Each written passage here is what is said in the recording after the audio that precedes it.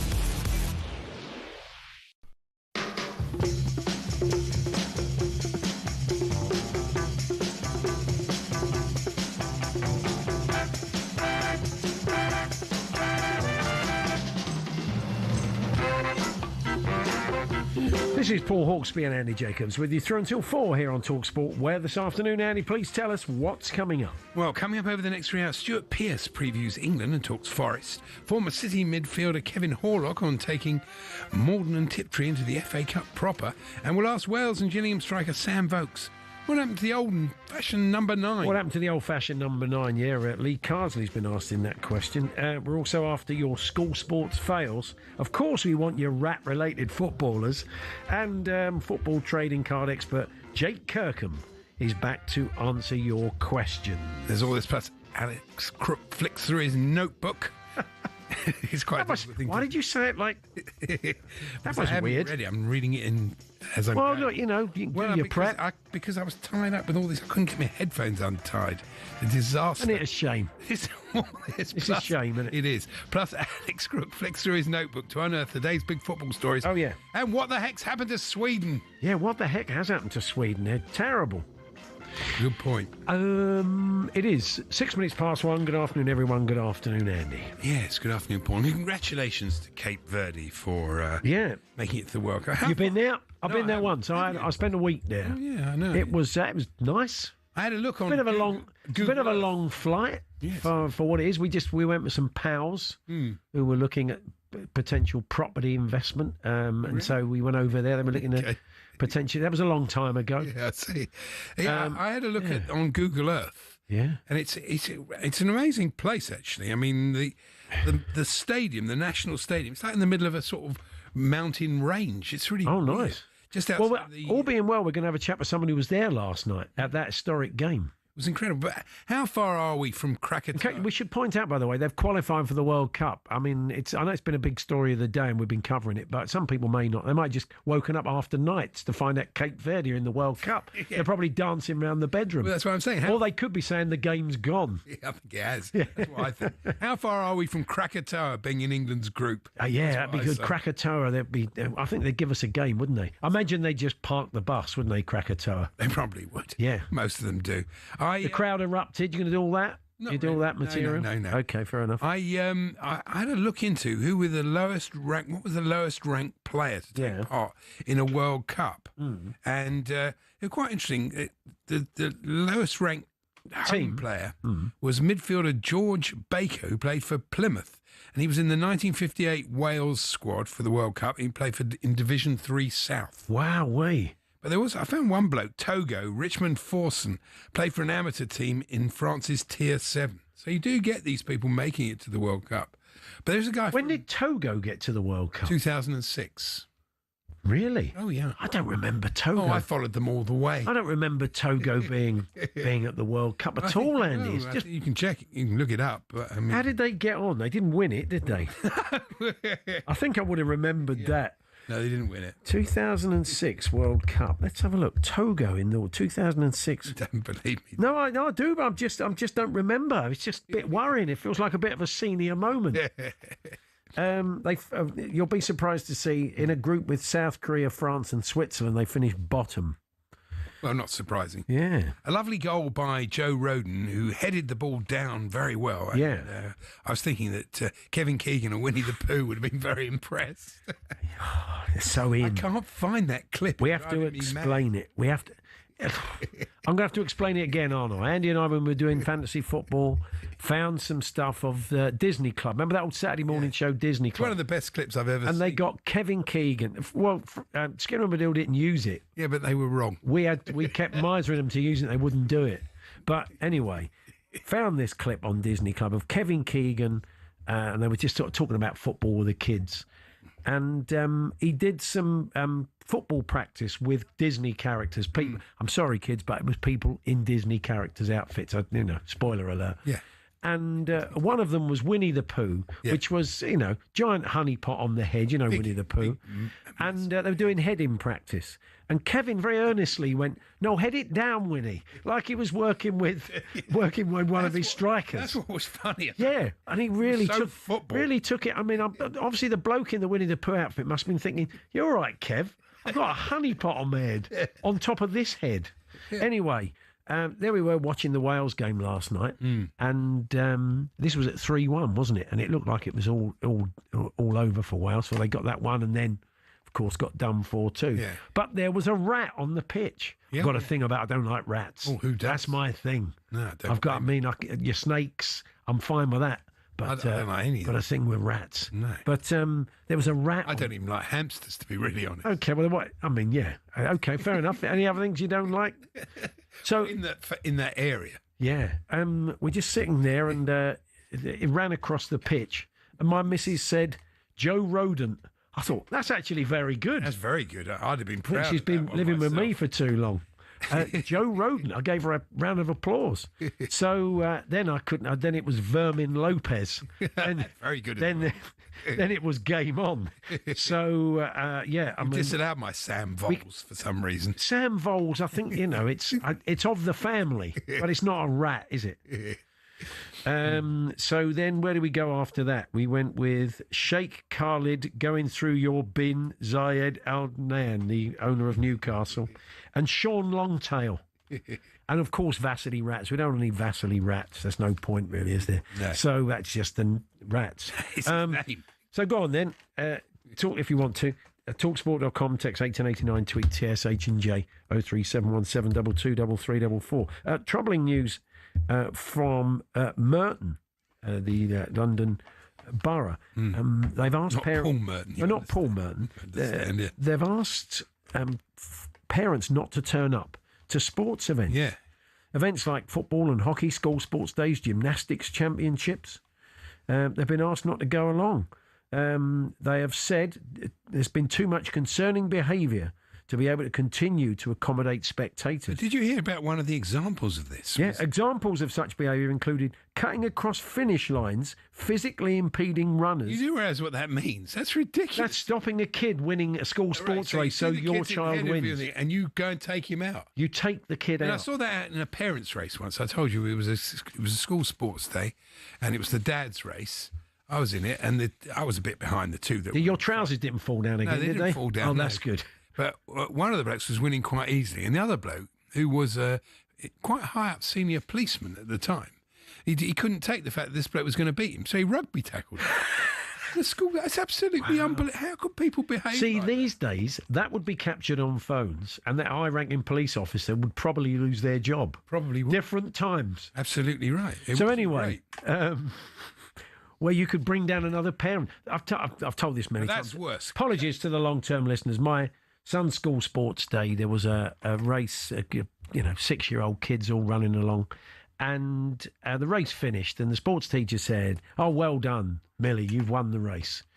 And the dad of one of the other girls came over and said, "I don't think she did. I think my daughter won it." He said, no, I think Millie just did it on the line. Sign of the apocalypse. And he said, "Well, I did video it if you want to watch it back." Oh, for goodness And the teacher's face was like, "No, I mean, I think I'm going to get out of the profession if I'm watching back video evidence of whether your daughter won a school sports race." So that's the kind of bad behaviour that Merton Council can't take anymore. But I'm amazed that there's been so much publicity about bad parenting and bad behaviour on touchlines. I can't believe people are still I think doing people it. get lost in the moment. I think this is the problem. I mean, a man sitting alongside me here was... that was a long time but ago. you got lost in the moment, No, Andy. but You're watching your kids play sport. You're talking now 30-something years ago. I'm not making an excuse. It was bad behaviour. But it was a wasn't good so job one of the well- stars of Abigail's Park, the actor, and the bill, John Salthouse, was on hand to tell you to calm down a bit. She was a terrible ref, to be honest. So when I see what I mean, you're still doing it. I know. But the thing is, I wouldn't do it now. If I went and watched my grandson. I don't know, Andy. No, I wouldn't. I think you might. No, you may well be tested in light of your grandson's footballing prowess. So I'll remind you of that when you're being escorted away from the ground in disgrace. I won't be. So anyway, school sports fails. If you've got any other examples of that makes Merton School Sports Partnership right, and no, nothing too horrible. Keep it light considering the time of the day. And your rat-based footballers. Talksport.com, text 1889, tweet TSH and J 03717223344. We kick off today chatting to Stuart Pearce. The England players have gone for a walk. Declan, the producer of our team out in Riga, he just sent me a message. And he said, the boys all went for because it's a late kick-off there, 9 o'clock. Oh, right. Or it's at that sort of time. They've all gone out for a bit of a walk. So Stuart's going to join us live from the park where the England boys are. Maybe he's joined in. He could do. We'll have a chat with Stuart and we'll talk a bit of England ahead of tonight. And, of course, we'll touch on Forest. We haven't talked to him about Forest yet, everything that's going on there. So that's all to come. Alex Crook will prize open his notebook. We've got some interesting stories today, Antoine. So some Enyo features in one of them, so stick around for that. And all manner of other stuff besides. Sam Vokes joins us as Lee Carsley, the England Under-21 coach, bemoans the lack of number 9s. Whatever happened to number 9s? And proper out-and-out strikers. Jake Kirkham, who you often get in touch with when he joins us, he is the football trading card guru, and he'll take any questions you have on trading cards, and he's in the next hour. Talksport.com, text 1889, tweet TSH and J. We're here, as always, with Tool Station. Next up, Tool Station.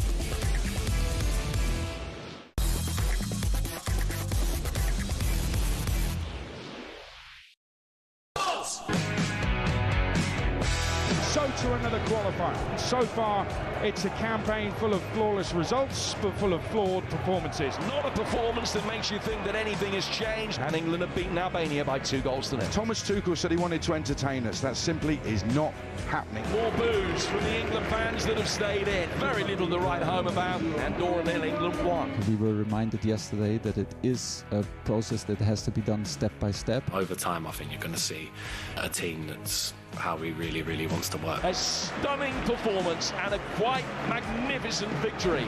5-0. There's enough talent in this squad to be brilliant on their day. There's no doubt about that. Saka turning it onto his left foot. Oh, it's a beautiful goal. We want to have both foots and the body and everything on the plane, of course, but next obstacles to overcome, and we need to be ready. The passport to the World Cup if they can win in Latvia.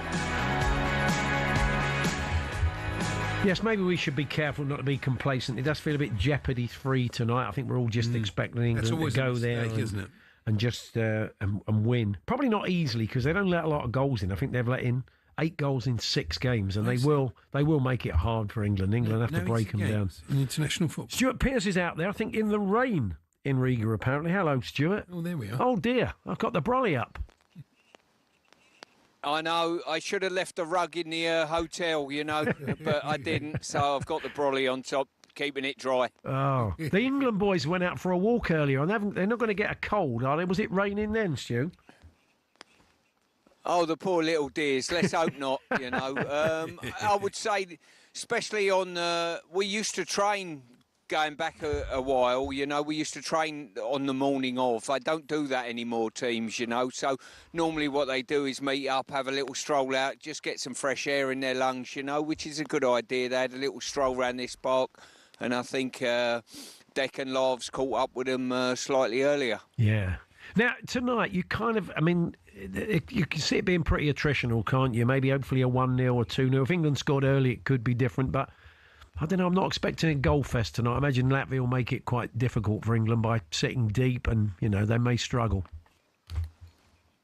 Yeah, I think we saw the other day the two sides of England. When teams come out and push up and try to press us high, like Wales did in the first half, they saw the implications of that, you know, with 3 goals conceded very early on. Second half, I think they were a touch more conservative in what they done, and it was difficult for England, and we found it quite difficult when teams have sat back behind the ball and defended very compactly. But tonight will probably be one of those that will be the case, and we might just have to be a little bit patient. I expect us to win 2 or 3-0, but we might have to wait for that first goal. It's an interesting quote from Thomas Tuchel, because a lot of pre-match chat has been around Jude Bellingham not being in the squad, and he says, I think Jude brings an edge, which we welcome. The edge needs to be channeled towards the opponent and not to be over-aggressive to teammates or referees, but teammates, I think, is the key thing there. He's seen something he doesn't like about him, isn't he, that he wants Bellingham not to bring to this squad. Yeah, just a collectiveness and be part of the squad as such. I think there's been a little bit said about him not wanting to do media duties, you know. So what are the implications of that? Well, if I was one of his teammates, I said, well, if you don't do it, I've got to do a little bit more then. Is that fair? And one of the strengths of this England squad that Gareth's nurtured is the connection with the media and the press and that type of thing, and the togetherness. And any little thing like that, it chips away at that, you know, and I don't think there's a necessity for it. It's strange, isn't it? There's been this narrative around him and to an extent his family as well. There are a few stories about his dad not being happy with certain things over in Germany around his brother. Yeah. You kind of feel that maybe that's an opportunity for him and his family to sort of set the record straight on this. We may all be wide of the mark, but we don't know it. You know, when you're not hearing from the people involved, you know, you don't quite know what's happening, Stuart. No, exactly. You're prejudging and judging from the outside. You know, I've judged for myself on what I see on the pitch on occasion. You know what I mean? And this is going back some time, really. You know, so. Listen, I hope I'm wrong. He's a very talented individual. Let's not get on his case too much. He's not here at the moment. The manager's decided not to pick him for the last 2 squads for whatever reason. You have to back the manager. They work with him on a daily basis when they're away internationally. And the bottom line is I fully expect him to be in the next squad come next month. And hopefully by that stage we'd have qualified. It's his best position, though, isn't it? We've got such an embarrassment of riches at that number 10 row. I mean, it's Morgan Rogers in possession now, but you've got Cole Palmer, you've got Grealish, Foden, Jude Bellingham himself. It's going to be interesting to see what he does with that position. Well, I think the important thing for me is that he doesn't. And I think this has been his biggest problem and England's biggest problem, if you like, before Thomas took over.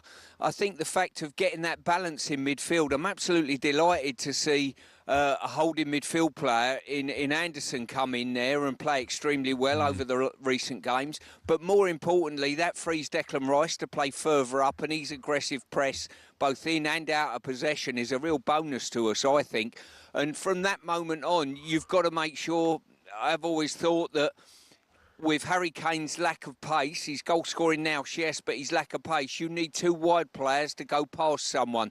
That, for me, is not playing Cole Palmer there or Foden there or Grealish there or any of those individuals. I think they've got to vie for the place of a number 10.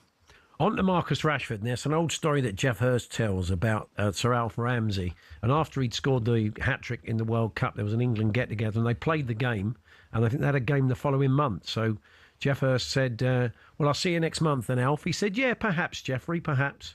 Yeah. Just to kind of keep him on his toes. And there is a touch of that about Tuchel, isn't there? He's quite a lot of his players, he's demanding more. He's been talking about Rashford like that. He says the limit for him is very, very high, maybe higher than for others. You have to reach your personal best on a regular basis.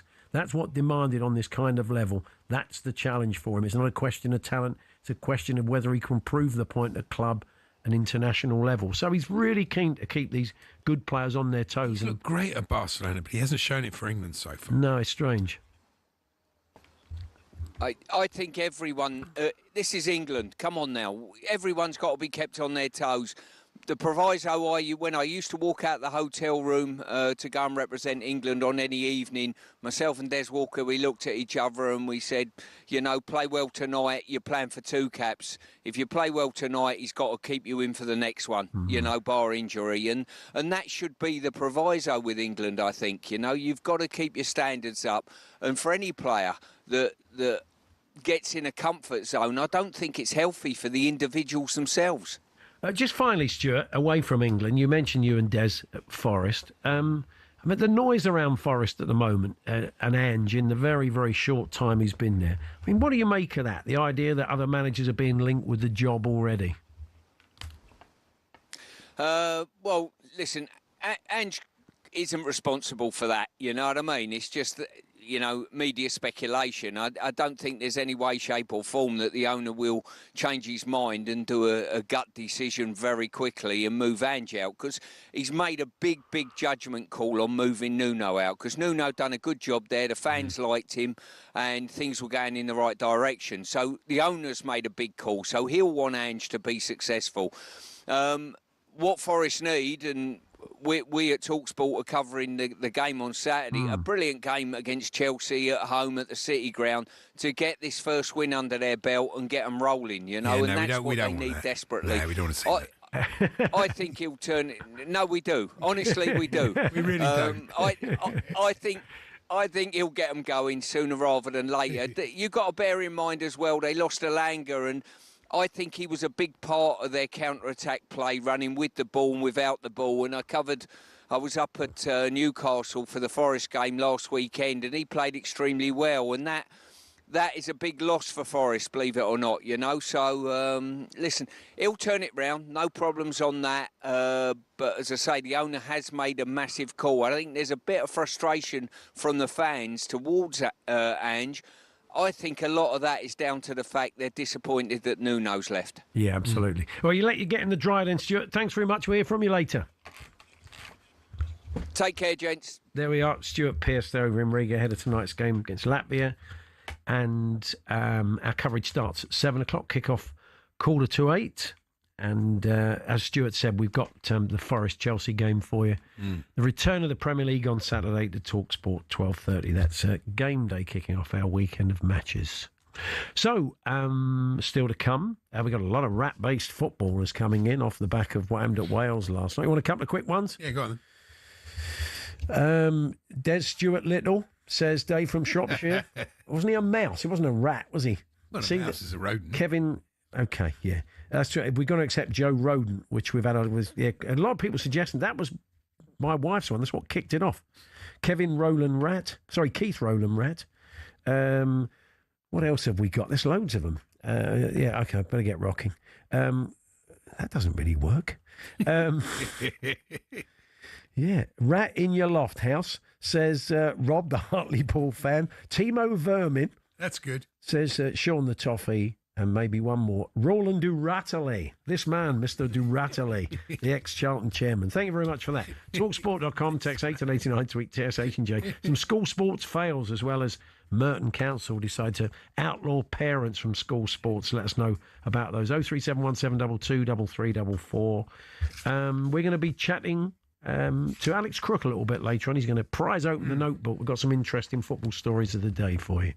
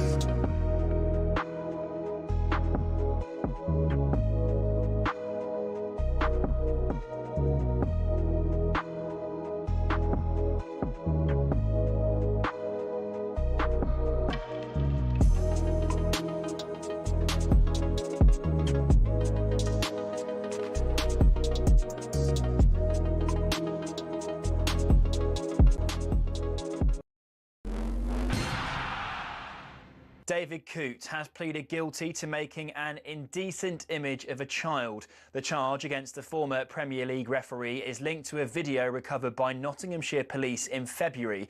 He was sacked as a professional match official in December after footage surfaced appearing to show him making abusive comments about Jurgen Klopp in 2020. Elsewhere today, talkSPORT's Adrian Durham says the sky's the limit for Elliot Anderson. Tuchel's described him as the full package, and he absolutely is. See, we've all been thinking, oh, Adam Wharton's got to get in. We haven't got a Rodri-style midfielder. Tuchel has made it clear. He made it clear to us last summer. He wants a Rodri-style midfielder. He sees Elliot Anderson as that man. And with England's midfield functioning better over the past couple of games, we're told one man may struggle to get back in. I honestly think there's a part of Tuchel doesn't want to start Jude Bellingham. He's come in and there is something quite clearly that he doesn't like about Jude Bellingham. I think Thomas Tuchel will want this to work. He will want them to go and win well tonight. Daily Mail reporter Craig Hope speaking there. You can hear England in Latvia live on talkSPORT from 7 tonight. Now, Northern Ireland are licking their wounds after a tough 1-0 loss to Germany, but Michael O'Neill is still hopeful they can make the World Cup via the playoffs. Certainly the last two games are massive games for us to play for, and hopefully we can have something to play for in March.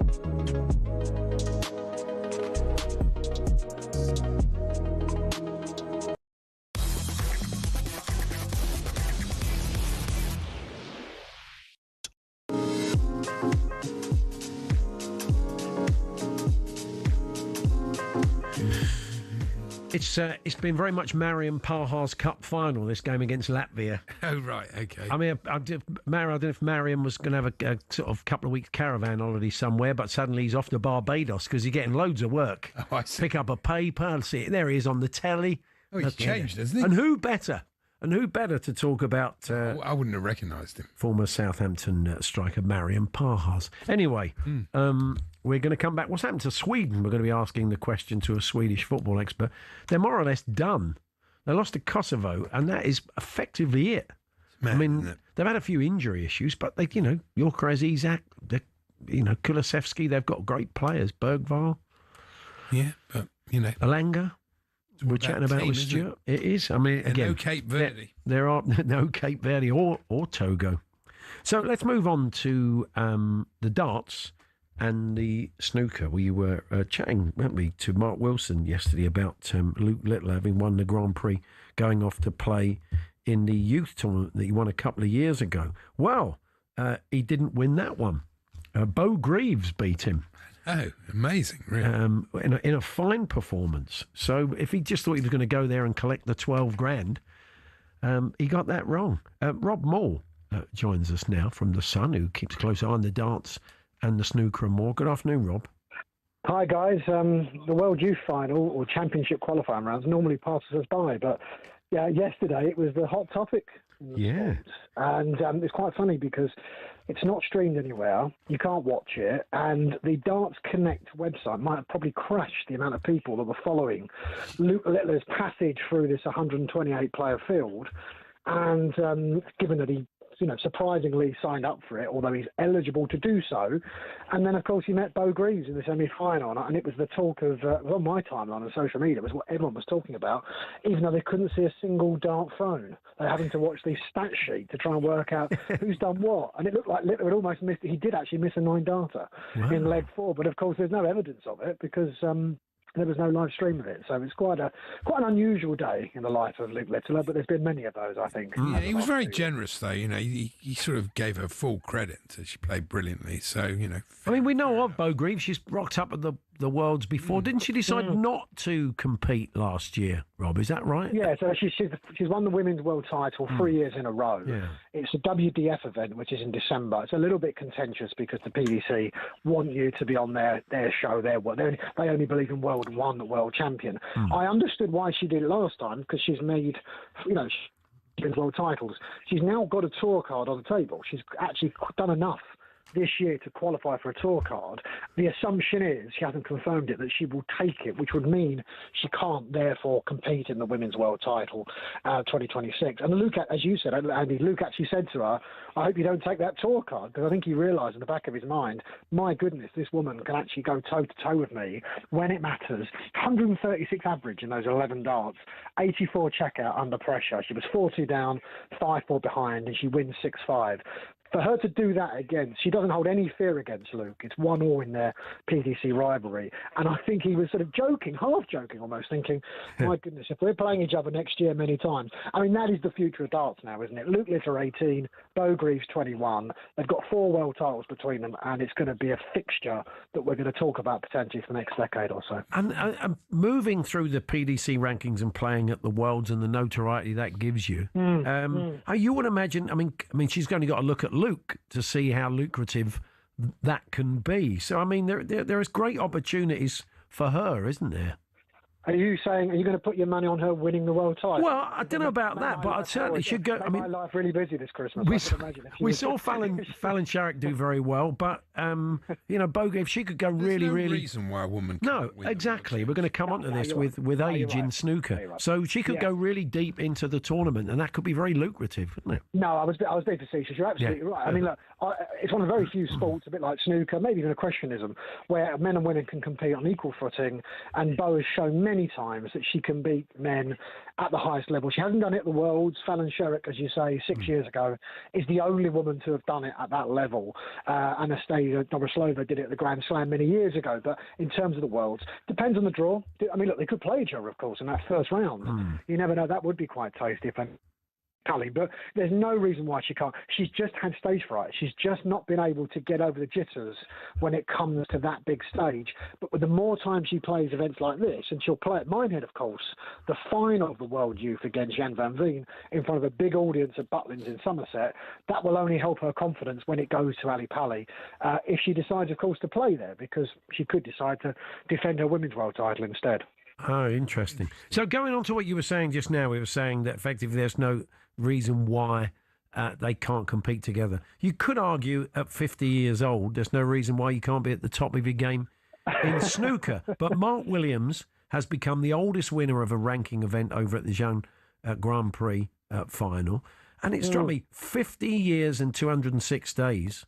I mean, why? Is it Andy thinks it's the eyes that go? What happens to you at 50 that you can't win the big events anymore? Well, yeah, I mean, according to Mark Williams in the summer, his eyes had gone. He's basically said, I can't see the balls, and yet he got to the world final and lost to Zhao Xingtong. He's just won in China, hasn't he? He's smashing Sean Murphy 10-3. So, yeah, I mean, look, if you're hitting a stationary ball, you need your hand-eye coordination. And yet, it can't be muscle memory. I mean, look, if you listen to Mark, he really is struggling with his eyes. And there are times when he might hit the odd errant mistake on the snooker table. But he's just a class act. He's just someone that's... don't forget him, Ronnie and John, they did the amateur circuit in the 1990s. They were hardened by the time they got to professional ranks at 18, 19. And they've all been able to push each other on. They don't want to be the first one to retire. They're in the top 5 or 6 spots in the world rankings. It's an incredible feat. There's no reason why Mark Williams cannot win a title at 55 or 60. There's no reason why he can't do that. But the body does break down. It depends how you look after itself. And Mark does like a kebab and a pint to celebrate. So maybe he's cut that down now. But the point is, he's still competing. And the thing about snooker is you're not going to get a Luke Littler, really. It's got a bit of longevity, isn't it? It does take time. The patience is such a mental torture, isn't it, to sit in that chair when your opponent is racking up the centuries. And that, as Kyron Wilson found last week against Sean Murphy. So, look, I think Mark Wilson has got a great attitude. He's still, £177,000. It was no small mean feat, that trophy. Ranking title. He eclipses Ray Reardon, who was 50 when he won it in 1982 when Mark was 7. So what an achievement for him. But Mark self-deprecatingly said, it's not much of a record because Ronnie's going to beat me this season and John's going to beat me this season. So the three of them are going to try and finish on top, aren't they? And of course, if Ronnie goes to the World Championship with a new cue and wins the title at 50, what an achievement that would be, wouldn't it? So, absolutely. There's a lot of interesting action going on this season, I think, between those three. Nice one, Rob. Thanks very much. We'll catch up with you soon. Cheers. Thank you. Cheers. Bye. Rob Moore there from The Sun on the darts and the snooker. So we're going to have a chat with Alex Crook very shortly. And he's going to go through his notebook for us. Got some interesting stories in the world of football today. And we'll catch up with him soon. We're here, of course, with our very good friends at Tool Station. Stay one step ahead, whatever the job. Next stop, Tool Station.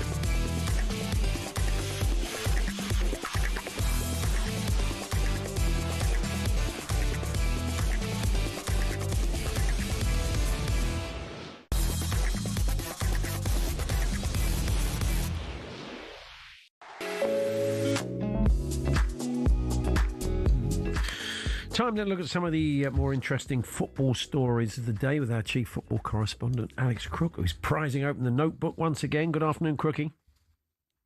Good afternoon. We good? Yeah, we're not too bad, thank you. Ruben Amorim, you're just starting to wonder if the heat was off a little bit, but of course he's going to be back under the microscope again this weekend when the Premier League returns. He'd like to sign Carlos Baleba, but you think there's issues?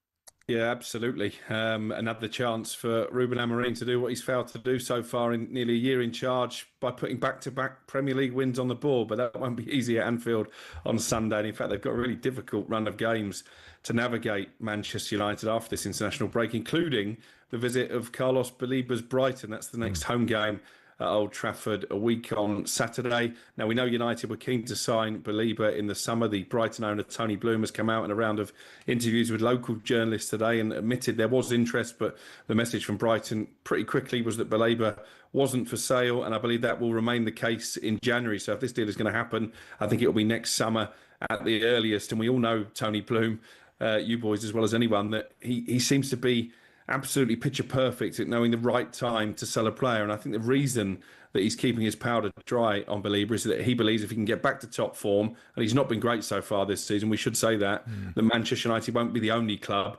willing to pay Brighton's asking price in excess of £100 million. I was going to say, can you think of any other clubs that may be interested in a Brighton player? I never want Chelsea to ever buy a player from Brighton ever again. Even a good one like that. I don't care what he is. Don't buy him. So bitter. I know. Adam Caicedo's been all right, though, hasn't he? Oh, yeah, Caicedo's been brilliant. And Cucurella. Yeah. Adam Wharton is on United's list as well, isn't he? Yeah, I think him, obviously Elliot Anderson, who's done so well with England, looks right at home, doesn't he, in international football. Talk even in Germany of Joe Bellingham, but again, I think that's a tough deal to do, particularly in January. And listening to Steve Parish on talkSPORT last weekend, he was saying, look, we're not under any pressure to sell Adam Wharton financially. We're in a good place. He's obviously still under contract there as well. So I think United's search for a midfielder, and they did need one in the summer. It was the one position really they neglected when they spent a lot of money at the top end of the pitch. I think that weight will go on, and I think it's a big fundamental flaw in the team, really. They haven't got that top-class defensive holding midfielder that all the top clubs, not just in the Premier League, but in Europe, have got as well. It's legs as well in midfield. They could do with at least two, I'd say. But that could be the difference, because they front three look good and defence is so-so, but okay. But that's their weakness. So, you think eventually they will address this. It's been their weakness for a number of years, though. I'll go right back to when Michael Carrick retired. I was talking then about Declan Rice being a potential long-term successor, and it's an area of the team that they've never invested in, really, or they've invested in, and they've invested in the wrong players. They've got Kobbie Mainoo there, by the way, who I think has got the legs to get around midfield, but he hasn't got the trust of the manager. No, exactly that. Now, Antoine Semenyo, Tottenham and Manchester United showed a bit of interest before he signed that new deal, which I'm sure he was incredibly grateful for, him and his agent. So, but there is maybe a bit of a chink of light potentially for those that would like to sign him at some point, Crookie. Yeah, and I think eventually, inevitably, if he continues on the run of form that he is, one of those big boys is going to pull the trigger. As you say, it's my information that he met both Tottenham and Manchester United in the summer before signing a new 5-year deal at Bournemouth. We wondered then if there would be a release clause involved, and I've been told this morning that is indeed the case. There is a release clause in the contract. I don't have the finer details because, as Tottenham know all too well from their pursuit of Morgan Gibbs-White, even when there are release clauses, clubs are at pains to try and keep the information a secret. But I think Bournemouth are aware that Semenyo probably wouldn't have signed the new contract without a release clause, so they were adult enough to agree to that. And I think they're also aware that, as I say, if he keeps banging the goals and getting the assists that he is, then one of those big boys, maybe even Liverpool, it was Richard Hughes, their sporting director, who signed him in the first place for Bournemouth from Bristol City, that they're going to pull the trigger. And you look at the stats this season, only Erling Haaland has scored more Premier League goals. He makes goals as well. He scores all kind of goals. And it was a wonderful individual effort that he got against Fulham on that Friday night game live on talkSPORT when Bournemouth came from behind to win.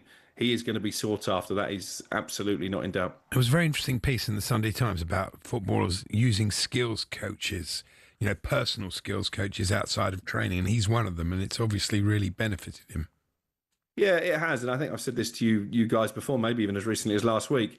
I think when you look at players like Semenyo, it is a sign that the pyramid we have in this country is working, because he was plucked from the EFL. I think they only spent about £10.5 million to sign him from Bristol City, and there are other players that have come up from the EFL and prospered in the Premier League. And I think it's something we should be proud of, that ultimately if Antoine Semenyo does end up at one of those big guns, the pathway is doing its job properly, and Adam Wharton would be the same. And maybe you look beyond the Premier League. Let's not forget he's just qualified for a World Cup with Ghana. That'd be a big shop window for him next summer. So have a good World Cup, and it could open other doors for him overseas, Crookie. It could, and you look at the players that have gone overseas. Again, a lot of them have come via the EFL route. I mentioned Joe Bellingham now at Borussia Dortmund. Michael Olise has done brilliantly at Bayern Munich, and I do wonder if there are going to be Premier League clubs come January and certainly next summer who are trying to bring him back to these shores. So what we've seen from those big European heavyweights in recent transfer windows is they're not afraid to sign talent from England. And I think that's a good thing as well. The more of our players that go abroad and prosper, the better, because there was a long time when it just didn't happen for British-based players overseas. Now, Danny Roll, we were chatting to Stuart Weir yesterday up in Scotland about Danny Roll and the possibility of him taking over at Rangers. Kevin Muscat's been mentioned, pretty agricultural player in his day, but played for Rangers, of course, and has been doing well overseas as a coach. But you think Danny Roll's still in the frame, but possibly with a bit of sort of Rangers backroom backup? Yeah, this is a constantly evolving story. And in fact, I've got fresh information in the last 10, 15 minutes or so that suggests that Danny Roll isn't any longer the favourite, and that maybe Kevin Muscat, as you mentioned, is now in the box seat. What we have reported in the notebook is that if Danny Roll did get the job, then he would be willing to include members of Rangers past, if you like, in his backroom staff. He wouldn't be averse to appointing club legends. I know Stephen Davis was a possible lieutenant to Steven Gerrard when it looked like he was going to get the job. Neil McCann is someone who's got close ties actually to Muscat. So I think whoever comes in, I think the Rangers hierarchy are keen that some former players are involved, and maybe that will give Muscat the edge at this moment in time. I've got to say there seems to be a groundswell of support from Rangers fans on social media. Gerrard was their dream ticket seemingly, but that's not going to happen. We know that now, and it seems that Muscat would be welcomed back with open arms. The slight issue they've got is that he's got 4 games left of his season. He's managing in China at the moment for Shanghai Port, and they're in a good place to win the league. And I think he wants to get that done before he would really think about jumping ship. So maybe there's a possibility, bearing in mind that Rangers have a league game against Dundee United at the weekend, that if they do go down the Muscat route, then somebody like Neil McCann comes in an interim basis and then joins Muscat's backroom staff when he comes in full time. And finally, it's a bit like Ange, in as much as he's done well in Australia and Japan and in China. So yeah, I think I'd rather be tackled by Ange, to be honest. And just finally, talking of Ange, maybe another sign you've spotted that he is on pretty thin ice at Forest. Yeah, these noises aren't going away. Obviously, there were reports this week, and we've been able to back them up at talkSPORT, that Sean Dyche would be a contender to come in if Ange Postecoglou is sacked. They've got Chelsea at the weekend, no wins in 7. You could easily see that being no wins in 8. And I think then Evangelos Marinakis may well act. Scott Munn, someone that you'll know from Tottenham, he was part of the hierarchy there, a big ally of Ange Postecoglou, and there were strong whispers when Postecoglou was appointed that Scott Munn may well follow him to the City ground, because of course Ross Wilson, the sporting director, has just joined Newcastle. He's now taken a job overseeing Parma over in Serie A and joining their executive board. So I think that's another worrying sign for Ange Postecoglou, that someone he was potentially lining up to come in and support him at Forest has gone elsewhere. Good stuff, Crookie. It's all at the talkSPORT website, isn't it? It is, yeah. talkSPORT website every Tuesday, and you can sign up for the weekly newsletter there as well. Brilliant. OK, we'll catch up with you soon. Thanks very much. Cheers, guys. It's Alex Crook, our chief football correspondent. Yes, Scott Munn never quite recovered from being pictured at an airport bar with Daniel Levy, pulling a bit of a weird face. And it became the Scott Munn face. And it became a bit of a Spurs fan sort of meme. Really? If we were sort of suddenly, losing to Burnley at home. You'd get let me show it to you. The Scott Munn face, Andy. There it was, him sitting at the bar. He looks like he's just there's a terrible smell under his nose, and he's just on the half turn. So Scott Munn never quite recovered from the old Scott Munn face. Maybe other thing today. Well, look, we'll come on to this later on, but Christian Romero was picked up in a private jet after playing for Argentina, something that was a bit of a problem last year. You do wonder whether that would have happened And Daniel Levy's still been in charge. So anyway, it's Paul Hawksbee, Andy Jacobs here on talkSPORT. We're going to talk a bit of pickleball later on. And I think it's pickleball. It's a special pickleball day, this World Pickleball Day, Andy. Oh, no. Has it been slightly overshadowed by paddle? Amongst other things we'll discuss. Sam Vokes is going to join us. What happened to the old-fashioned number 9s? And lots more besides. That's all to come in the next hour.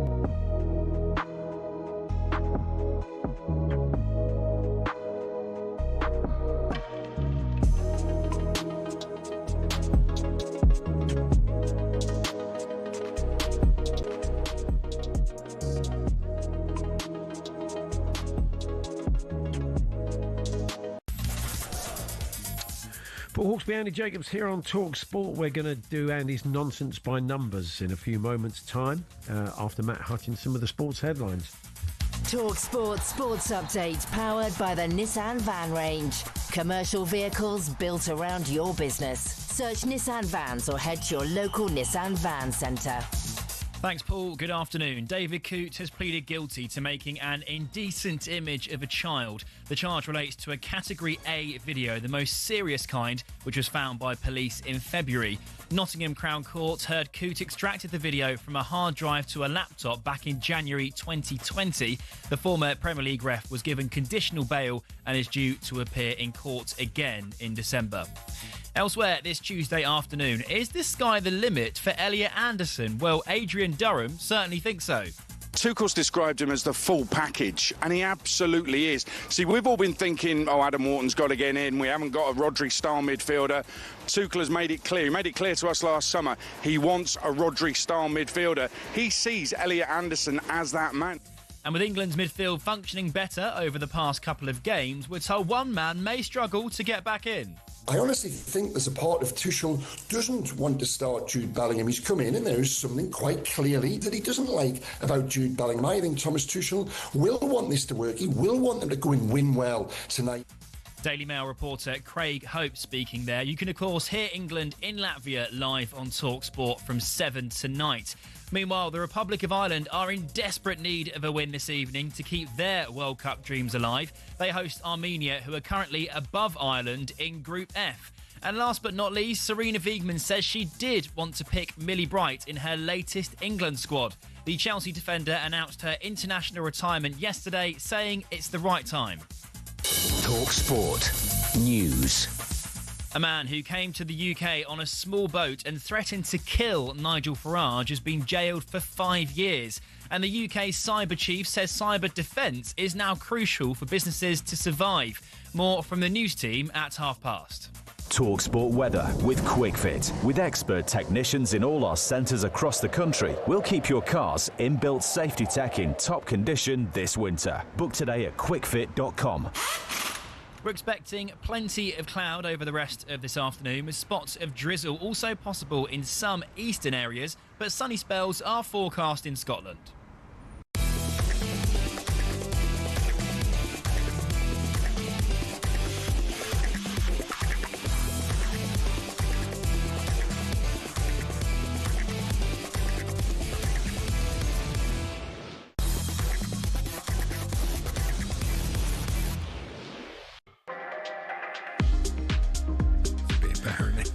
Good afternoon. Oh, Andy's having a little chat with himself there. Good afternoon. It's Paul Hawksbee and Andy Jacobs here on talkSPORT, where joining us in the studio in 15 minutes' time, Jake Kirkham, the football trading card guru. My grandchildren love him.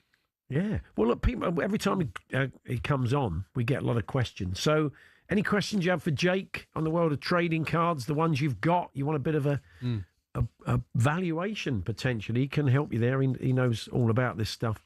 So let us know if you're looking to get into it as a collector. You want a bit of advice? talksport.com, text 1889, tweet TSH and J 03717 223344. Lee Carsley, the England under-21 coach, was bemoaning the lack. He had to play with false nines last night, which is never ideal. And he says, whatever happened to old-style number 9 strikers? It's part of his stand-up routine. Yeah, it is, yes. It's Arthur Smith-style stand-up. But whatever happened to? But anyway, we'll ask Sam Vokes that question. We spoke to him last week before the England game, and so it's been an interesting week for Wales. What have we learnt? I think we've learnt that, you know... They played a lot better last night. Craig Bellamy's got a way of playing, and he's not going to turn from that. He knows how he wants the team to play going forward. And, look, Belgium are a good side. You can't not. They're good going forward. They're not a great defence. No, that's very true. They're not going to win the World Cup, I can promise you that. No. And Shill Berry's going to join us. He's the author of a new book. He's cricket journalist and author. And the book's called 500 Declared, The Joys of Covering 500 Cricket Tests. I think he's done even more than that now. So we'll talk about the Ashes. The phony war is well underway.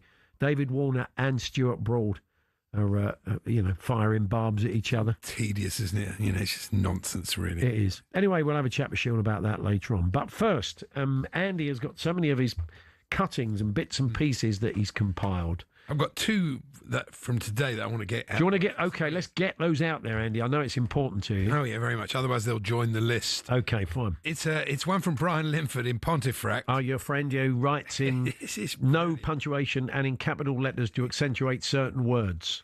Okay, so he's writing about BBC riot women. I think this is a new series. This is a new drama, yeah. The past decades have seen the advent of women in the WSL. Yeah, it's women's football. It's brilliant, isn't it? I mean, the men's WSL would be a very weird league, wouldn't it, really? Plus the Rugby World Cup and 263 refreshingly in the H of C, 40%. What does that mean? I think 263 women in the House of Commons. Oh, okay, right. Yeah. I had to read it about 4 times to work it out. Yeah. Renowned multitaskers now sees BBC riot women. Yeah. 5 middle-aged women who form a punk band. White capitals. A Sally Wainwright drama and a positive look at women going in leaps and bounds. Bring it on, says Brian. Brian, he's changed, isn't he? I wasn't expecting Brian to feel like that about it. And he's a ridiculous person. And you've now got this one, a reader's offer. It's not trousers, it's a power washer. Nice, yeah. It's unlike battery-powered washers. There's no need to pause mid-task or wait for a recharge. The plug-in corded design provides continuous power. Yeah, it's a plug. It's electricity. It's brilliant, isn't it? I've never seen a battery-powered power washer. I think it would be lacking in power, wouldn't it? It lasts about 5 seconds. Yeah. Okay, anyway, here you go. Just before that, we had a rat on the pitch last night, and of course you wanted to do your rat-based footballers. Plague Bellamy. Not so bad, that one, is it, really? That's good. Norby Styles says somebody's not put their name on that. Don't get that, Norby. They gnaw through stuff, rats, don't they? Gnaw with a G-N. Maybe you got to see it written really down. Obscure. Vermin Crespo, we've had a few of those. Sam Alad Mice, well, that's a mouse. And Paul Voles, well, that's a mole. It's a vole, says Craig from Bradford. Marcus Ratsford, says Harry in Nantwich. Rats Hummels, says it's just people with the name Rats. Andy, Sepp Blattertui. I like that. That's pretty good, actually. Very good, Ryan. Thank you very much for that one. Jarrat Bowen, yeah. Many years ago, as a Cov fan, I spotted a squirrel running down the touchline 10 minutes into the first half. Quick as a flash, I said to the assembled crowd, "Look, it's Squirrel Regis." Didn't even get a snigger, he says. That's quite good, though. Yeah, Brezza, they should have laughed. It's a good line. Yeah. Paul Pesticilido, and indeed George Pest, that was from Brooksy. George Pest, Harry Rattrap, says Neil in Chester. That'll probably do for now, or indeed forever. Talksport.com, text 1889. I don't even get Harry Rattrap. It's Harry Redknapp. Oh, really? Yeah. Obscure. It is a bit obscure. We're also getting some of your school sports day fails after Merton at sports department said they don't want parents going to any of the kids' events because of bad behaviour by parents. Okay, so I've got this list of numbers. Okay. Andy has now spent some time giving me all the numbers that haven't been used. Yeah, it's good of me. So I'm going to go 50 blind 50, Andy, and I can cross them off as you do them. Right. What's 50? Phoebe Gates goes shopping for AI app. Don't you mean Forby, as that Alan always says? Joining us now from NFL, Forby. Is it Forby Schechter? Forby? He's got a real problem with that name. I know, yes. Yep. Anyway, it's Phoebe. Yep. Bill Gates' daughter wants to make online shopping easier with an AI tool that has raised £8 million from backers. Well, I can't imagine how she got the money, can you? It's a very cynical view of the world, Andy. Oh, yeah. She might have had a paper round. She might have done, I doubt it. She could have, yeah, doing the marking up before. Is there in the a thing morning. about Bill Gates and his ex-wife that they don't want to give their kids any of Exactly. Money? Yeah. So there you are, casting aspersion. I hope she sues you because she's got enough money. Well, her old man has anyway. Yeah, yeah. Anything else? It's me again, isn't it? 87, Andy. 87. Yeah, what's number 87? What's the cutting? Let's have a look. Here we 87. go. It's really exciting. There's pages of it. I know, it was. 87. Yeah. Oh, yes. Why are women losing out in the arms race? While women storm ahead in so many areas of life, they seem to have regressed when it comes to their arms. Hey? I know. It's now high summer. I've lost count of the number of times a woman has said she can't wear some item or other because it'll expose her arms. It's not a news story. It's a column. Blimey. Excuse me. It's from a column, is it? Yeah.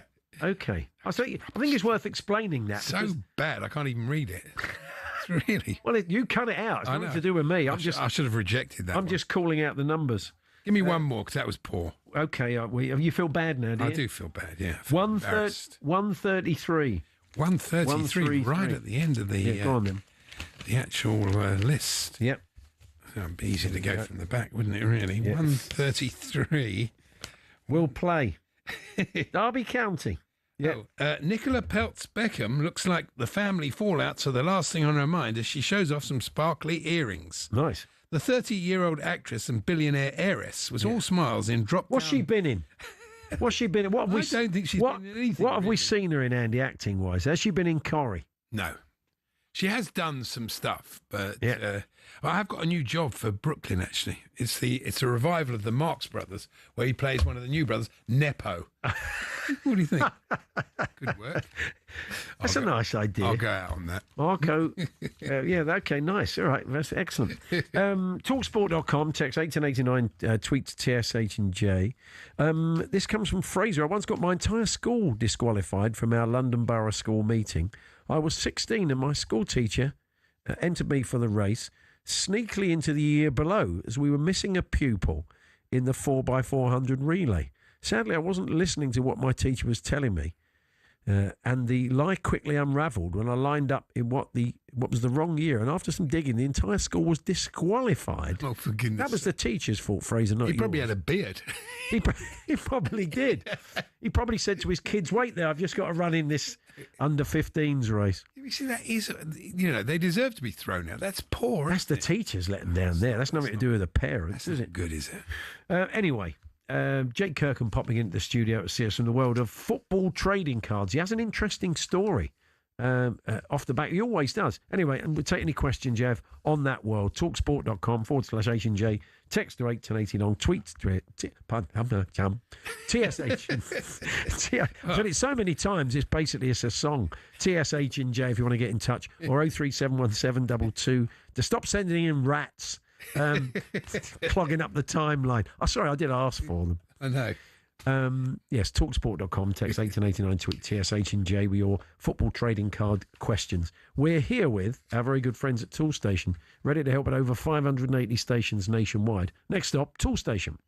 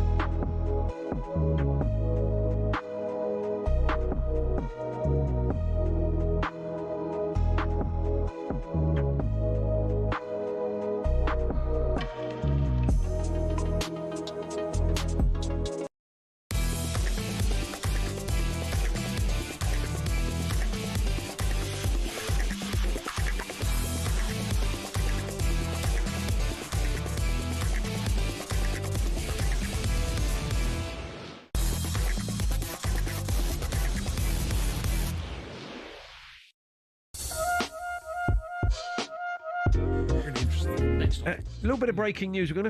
We mentioned earlier on it was our plan to talk Sweden later on, and we're going to be joined by a Swedish football journalist. Olaf Lund's going to join us.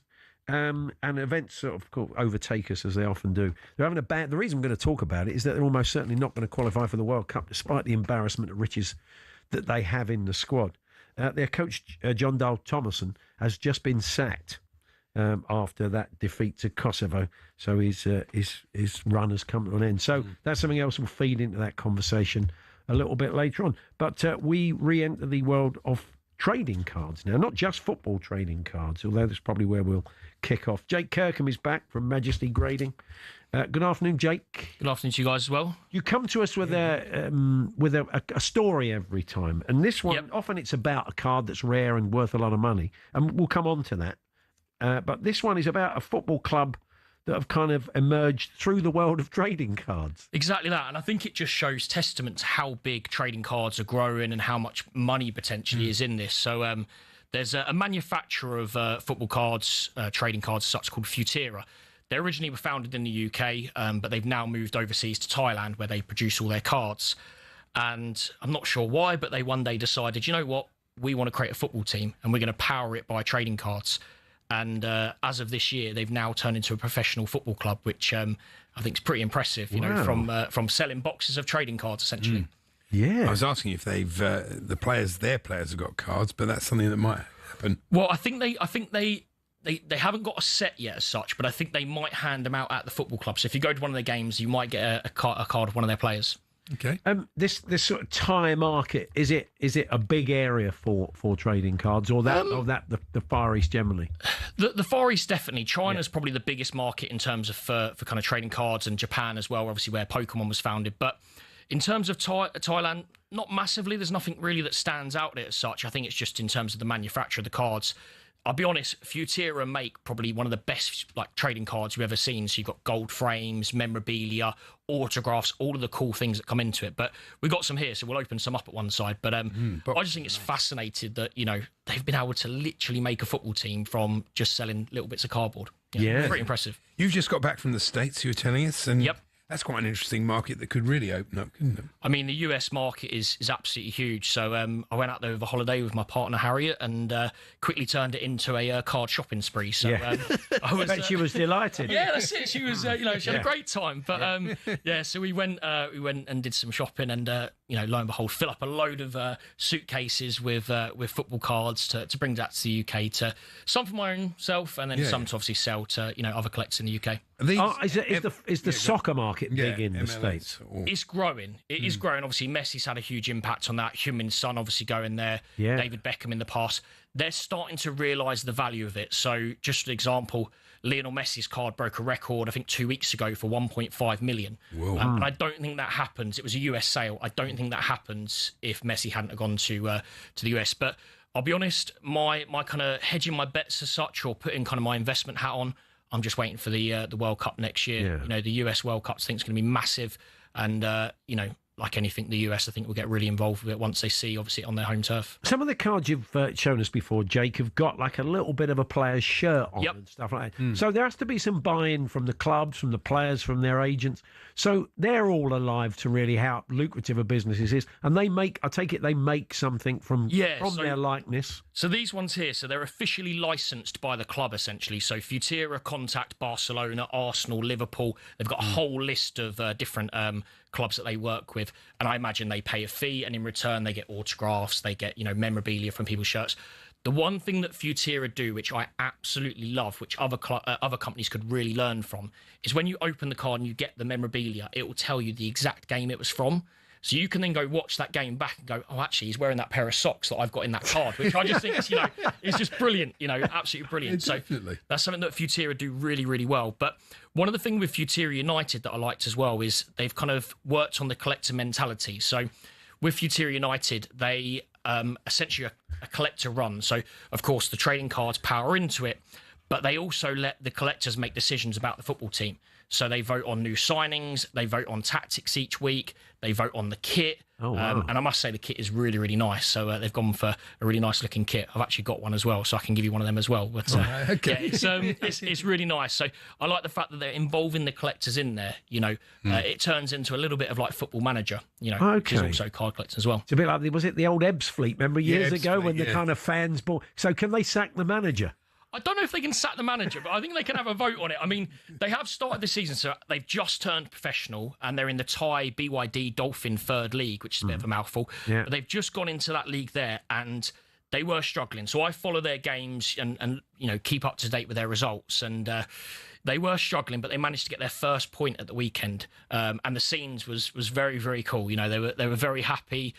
Even before that, they were praying to the Buddha, essentially, to hope that they were taking kind of gifts to the temples to try and do anything they could possibly do. I've tried that. To try and win. Yeah, he's tried that. He's tried. Well, yeah. Seen you at the. You're looking more like Buddha every year. Thanks very much. So that's he says an Arsenal Barca box and Yes. it's a Liverpool box as well. So it's all kind of a lovely sort of laminated sort of. They're very cool. It looks like a bottle of very expensive aftershave you would pick up. I would say they're very like a premium product. So should we get some openers? Okay, let's see what. Which one would you prefer? We've got Barcelona. Well, I'm not touching the Arsenal. Yeah, I would agree. Let's not be down there. Yeah, you're a Tottenham fan as well, so we'll hide that one. Sorry. Let's go for. Let's have a look at Barcelona. Barcelona's obviously got. There's a pack for you. Yeah. There's a pack for you as well. Okay. There's still a real buzz. I mean, I know that it's become a big deal online where people sit there and open trading cards and like hundreds of thousands of people watch. But there is something about just opening a pack of these to see the players you get. Yeah. I think the big thing as well is we're now seeing obviously online, but you've also got kind of card shows and events that people can go to as well. Oh, blimey. I've seen already. I've got someone who's been in the news today. Oh, look at that. Lamine Yamal rookie card. No, not really. I was going to say, I'm jumping on you. Oh, I see. What's that over there? I've a signed Giuliano Belletti card. Wow. Okay, that's nice. What's it numbered to on the back? It should have a number to it as well. 0203. Wow. So that's only 3 copies of the world of that card there. So it's been hand signed by him and only 3 in the world. What about that? Belletti. He used to play for Chelsea. And it's okay. So I've got Robert Lewandowski, who we were talking about yesterday, and he's now picked up an injury, I understand, which isn't great. And Mappy Leon, is one of the women players. Yeah, so they do a mix as well. So you've got men's and women in there as well. Let me just show you those. So this is the signed Belletti card. That is nice. And that is the 0203 on the back, if you can sort of catch taking that one back. Oh, yeah. I was thinking of going to... It's a Liverpool one as well. There we are. That's Robert Lewandowski. And Mappy Leon there. Look, I've got Vermin Lopez. You have got Vermin Lopez from the rat-based footballers today. That's marvellous. And this one is nice. Ingrid Engen, the women's Barcelona goal. She must be the goalie, isn't she? She's wearing gloves, yeah. And we've got Alejandro Balde. Have a look at Balde on the back, because that could be... So that's 4 of 9, that one there. Wow. So that's the red version of that one there. So 4 of 9. So only 9 of that one in the world, and that's number 4. So what might the Belletti be worth, then, for example? It's not going to be retirement money, that's for certain, but... You're probably looking at around about £80 to £100 for an on-card autograph. So it's on-card. On the back as well, it will say exactly where they signed it as well, which I think is a nice touch.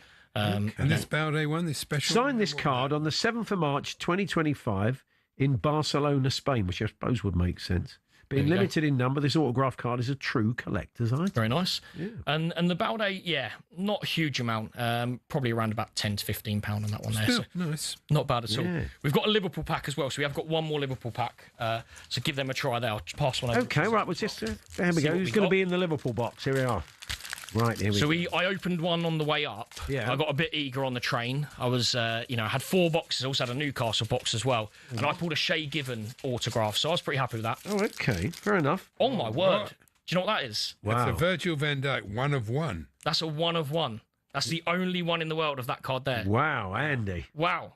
So that's worth... No, that's worth... You can keep that one. That's worth a little bit more, that one there. So that's a Virgil van Dijk 1 of 1. Really? Like it says, the only one in the world. So... a Liverpool collector would probably pay £400 or £500 for that card there. So really, yeah. You sure? Yeah, 100%. So yeah, pretty cool indeed. He's going to be retiring soon. 1 of 1. Give that to your grandson. I love it when you come. I said my grandchildren love it when you come. No, that's it. Well, I'll keep coming and bringing them. Don't worry about that. Curtis Jones, I've got a regular card, and a Dominic Szoboszlai, and also a Ryan Gravenberch prestige card, 2 of 9. Okay, Ryan not Gravenberch. too bad. Not too bad. Yeah. The 1 of 1 is definitely the box kind of hit there as such. So that's What a story. Did not expect to hit that. Very, very cool. Amazing. Excellent. There you go. So just very quickly, if people want to kind of get into this, look, we talked about the values, but can you get in at a very low level and start collecting at a very low level? So you can get in as low as kind of like £1 a pack through match tax and things like that, all the way up to, boxes worth 20,000 and stuff like that. So I'd probably recommend if people are looking to kind of get into it, so our website's majestygrading.com. We have a whole kind of knowledge centre on there. It can teach you about trading cards, things like that. And then the other thing I would say is go to a card show. So there's card shows in London. We've got the Collector Showcase coming up. We've got Yorkshire Card Show. You met Adam before. Yeah. He's got one at the weekend, so I'll be heading up there. But I think these are great opportunities to go there, meet collectors, get involved in it. And the great thing is you have the aspect of trading with other people when you're online, in the grand scheme of things, it's just yourself talking to a bit more tactile, isn't it, really? Exactly. You come away with some cards you didn't have. So. Yeah. Brilliant. No, that's it. Well, look, it's always fascinating. It's obviously a growing market globally, and we know it's big in the States in American sports and stuff. So, nice one, Jake. Well, we'll catch up with you again soon. soon. Good. Thanks for having me on, guys. Appreciate it. Brilliant. There we are. There's Jake Kirkham there from our trading Jake's card. my favourite guest. He might be. You have the thrill of opening the cards, don't you? Anyway, Sam Vokes going to join us to talk whatever happened to number 9s, and we're going to talk some cricket with the Telegraph Shield Barry chat about his new book ahead of the Ashes.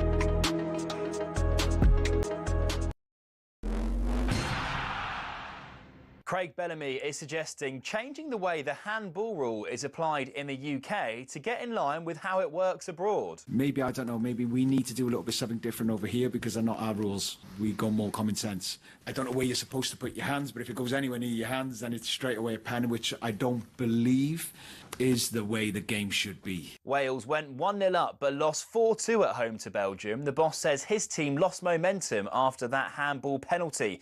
The Welsh are probably looking at the World Cup playoffs after that defeat. Now, there'll be a few sore heads in Cape Verde today. Since I was a little boy, and I know it's the same for the guys in the dressing room, since we were all little kids playing football, we dreamed of playing football at the highest stage, and there's no bigger stage than the World Cup. That's Cape Verde and Shamrock Rovers centre-half Roberto Lopez after the island nation became the second smallest country to ever qualify for a World Cup. Meanwhile, England can book their place tonight with a win in Latvia. Thomas Tuchel is challenging Marcus Rashford to not waste his world-class talent and add more goals to his game. The boss is also asking the whole squad to leave everything out there. We want to make our fans proud, and we want to make ourselves happy when we're in the dressing room. We want to sweat, be tired. No one has to be ashamed of being tired. It's a good thing. Latvia England is live on talkSPORT from 7 p.m.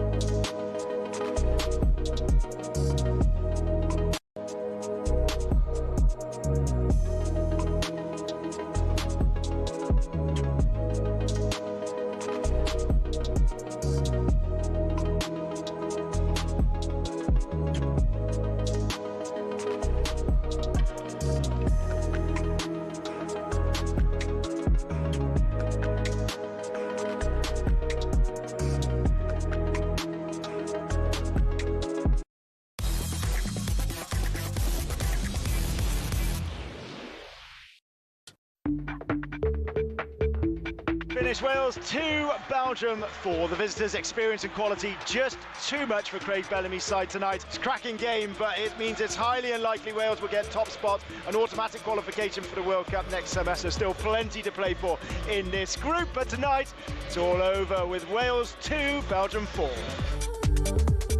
Yes, we're going to have a chat with Sam Vokes. We caught up with him before the England game, so it's been an interesting week for Wales. We'll get his reflections on it. But let's hear from Craig Bellamy, kind of summing up here what you heard in the report there, that in the end, they just had a bit too much for his side. The way you can stop the opposition from scoring is by having the ball. But that transition moment, you know, like Jeremy is like... He's so fearful every time you have the ball that if it turns over, this kid, he's just that. I've experienced it, like I've said before. I had him on my team, and I knew how dangerous he was. But going against him, it's and then you add one or two profiles into that, what they have in abundance. We knew there was going to be difficult moments in that game.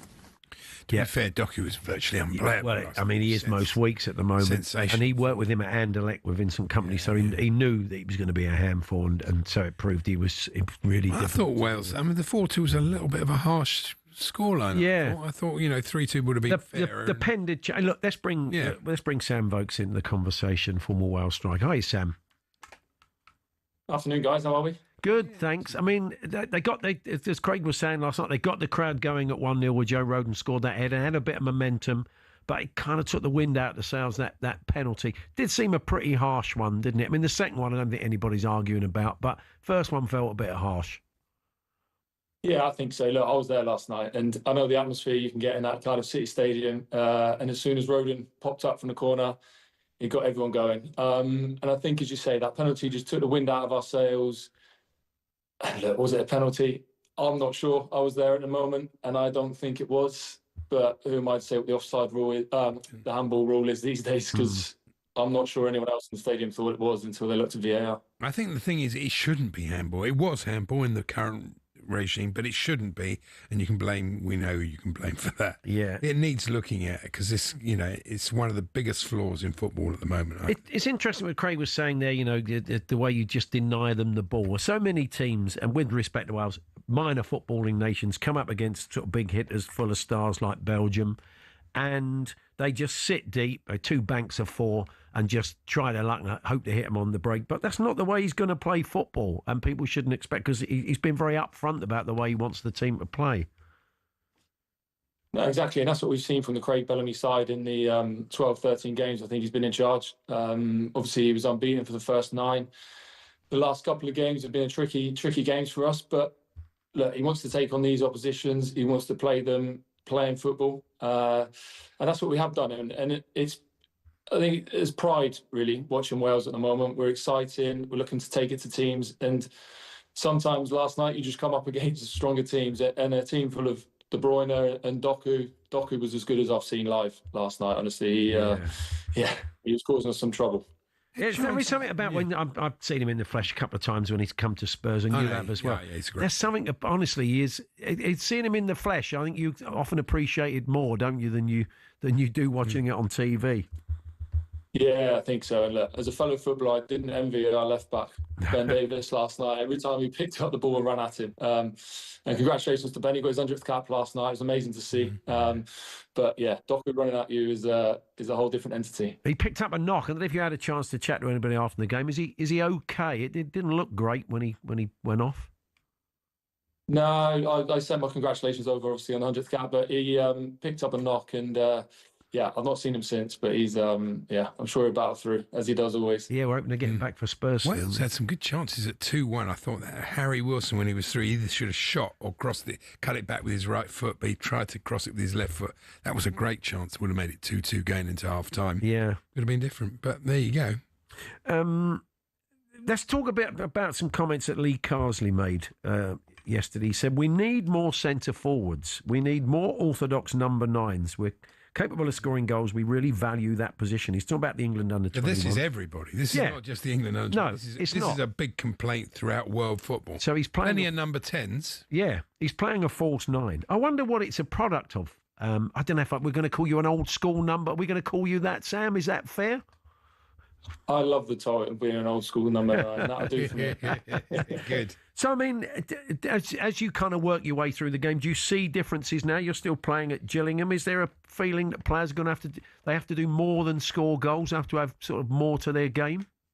Oh, hugely, hugely. I think you've only got to look at the numbers that centre forwards produce goal-wise now that shows the game's completely different. The role of the old school, as you said, number 9 has changed completely. I think there's a lot of work that needs to be done off the ball, linking play, and you don't see enough centre forwards at the back stick, if I'm being totally honest with you, wanting to head the ball and challenging the box. But the quote you said there, false 9, is something that really grinds on me, because I think for me it's I don't know who invented it, but it's not really a position that I can see. Well, it means you haven't got a big striker. I mean, something like Voldemade. This is, it's great if you've got a player like that. Yeah, but he can do. I mean, he can do both. When he's deeper and back to goal, he's proved that. He's got skills. Yeah, I mean, it isn't just a matter of. I mean, we spoke to Gary Lineker in the studio a little while ago, and we were talking about the essence of his game was, gambling, attacking the space, just popping up in those areas.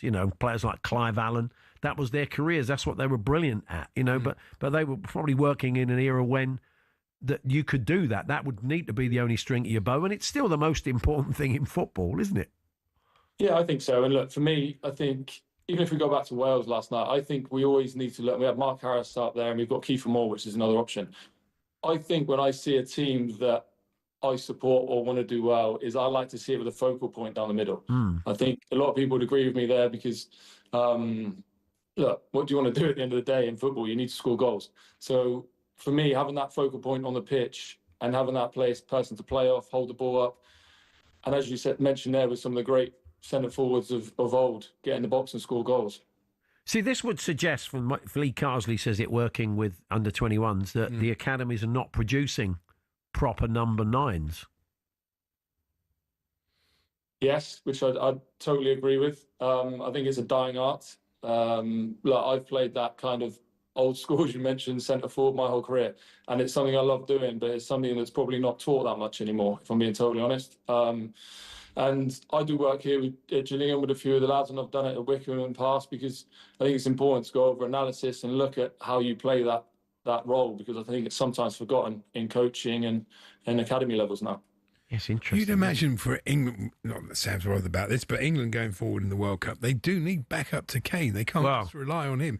So, that does seem. There is Ollie Watson, there is Liam Ollie Delap, Watkins. Yeah. Ollie Watkins, rather. Yeah. Liam Delap, so there are a few, but they're not really banging on the door, are they, completely? No. I mean, you've got a kind of. If you take Ollie Watkins and Liam Delap and put them together, you've got Harry Kane. This is the problem. I mean, maybe you get a striker's appreciation of Kane, because he does feel a bit underappreciated sometimes. I mean, you play in that position. I mean, just how good is he?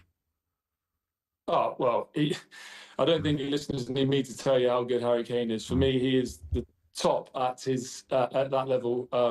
He does everything. He probably doesn't play as much on the last line. Obviously, drops a bit deeper these days, but his finishing and his whole all-round game, you've summed it up there. 2 fantastic Premier League strikers. He is that in one, and he has been for a number of years now at Tottenham, obviously Bayern Munich, and for England. And his stats would suggest that as well. Absolutely. Well, Sam, good to talk to you. All the best at the weekend. Thanks for joining us. Cheers, guys. Thank you. Sam Vokes there, Gillingham striker, former Wales striker. Our thanks to him. And, a couple of games left for Wales. We've got North Macedonia still play. That's the big game, really, to take points off of them. But if you're a young player coming through at professional level now, and say even 15, 16, make yourself a striker. You're gonna make a fortune. If you can be that number 9, you've got the strength, if you've got the physical prowess and the skills. And the other thing about Harry Kane is that he sort of trained on relatively late. There's been so many pros who played with him on these loan deals. We've often cited Steve Morrison, who told us that. Thought he was a good player, but maybe not quite quick enough at the top level. No one saw it. So he worked incredibly hard. It's not like he's just not a natural. I mean, he's a brilliant player. I saw it. The first time I ever saw him play, it was against Chelsea, and I just thought, this bloke's absolutely brilliant. Yeah. I remember, I told you this before, John Terry going up to him after the game. He was a young player, Kane, still, just congratulating him, and, you realised he'd been in a game. So you knew this guy was going to go on. Well, funny enough, that's part of the conversation that the boys on the daily podcast, talkSPORT Daily Podcast, are having. Jeff Stelling and Ali McCoy sat down to talk about what life will look like for England after Harry Kane, and they also why we're seeing a drought of top number 9s in this country. So more of that discussion with Jeff and with Ali. The talkSPORT Daily is available on all podcast platforms now. Sheil Berry joins us next, author of a new book, 500 Declares, The Joys of Covering 500 Cricket Tests. He's in a pretty unique club. He'll tell us more about that and some of his favourite moments, and we'll look ahead to the Ashes. That's coming up in a few moments' time. We're here with Tool Station, standing behind every single tradesperson in Britain. Next stop, Tool Station.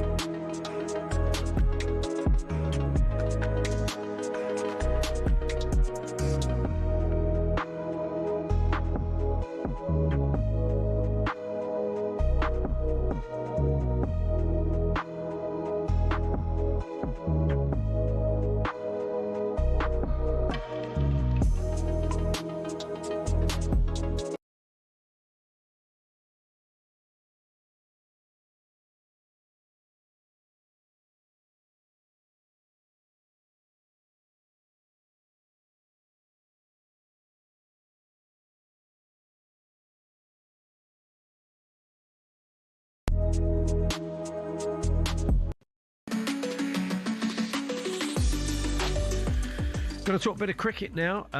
Ashes just around the corner and the phony war in full swing, as we said. We had David Warner saying yesterday it's going to be 4-1. He's so tiresome, isn't At least he hasn't gone the full 5-0 like Glenn McGrath. I know. And Stuart Broad's hit him back, saying this is the worst Aussie team since 2010. So we should get used to that, really. Well, I think there's an element of truth about that. You know, their batting order is in a bit of a state. Yeah. Labuschagne's right out of form. They're relying a lot on Steve Smith. And Cummings, you know, is crucial for them. So if he doesn't play, that will be a bit of an advantage. We've also got Surya and Botham. know he will play. Surya and Botham thinking we could be a bit undercooked. A few things we'll pick up on with our next guest, as well as chatting about his new book, 500 Declared, the joys of covering 500 cricket tests. Shield Berry, Telegraph cricket writer, joins us now. Good afternoon, Shield. Good afternoon. 500. I mean, I read a piece you did in the Telegraph last year when I think you the 500 you raised your bat, and it's only Richie Benno at that stage who'd seen more. So I mean, are you going to surpass Richie at some point?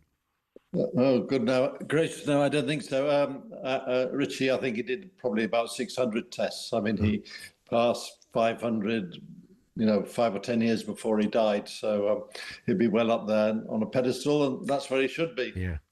And the amount of changes, you write about the changes you've seen in Test cricket in that period since the sort of 70s when you first started covering it. And one of the things, obviously, is helmets, which were never worn when you first started covering Tests. No. I mean, and it's the unintended consequence of helmets, isn't it? They were designed to protect the batsman's head against fast bowling. And it does do that a bit of the time.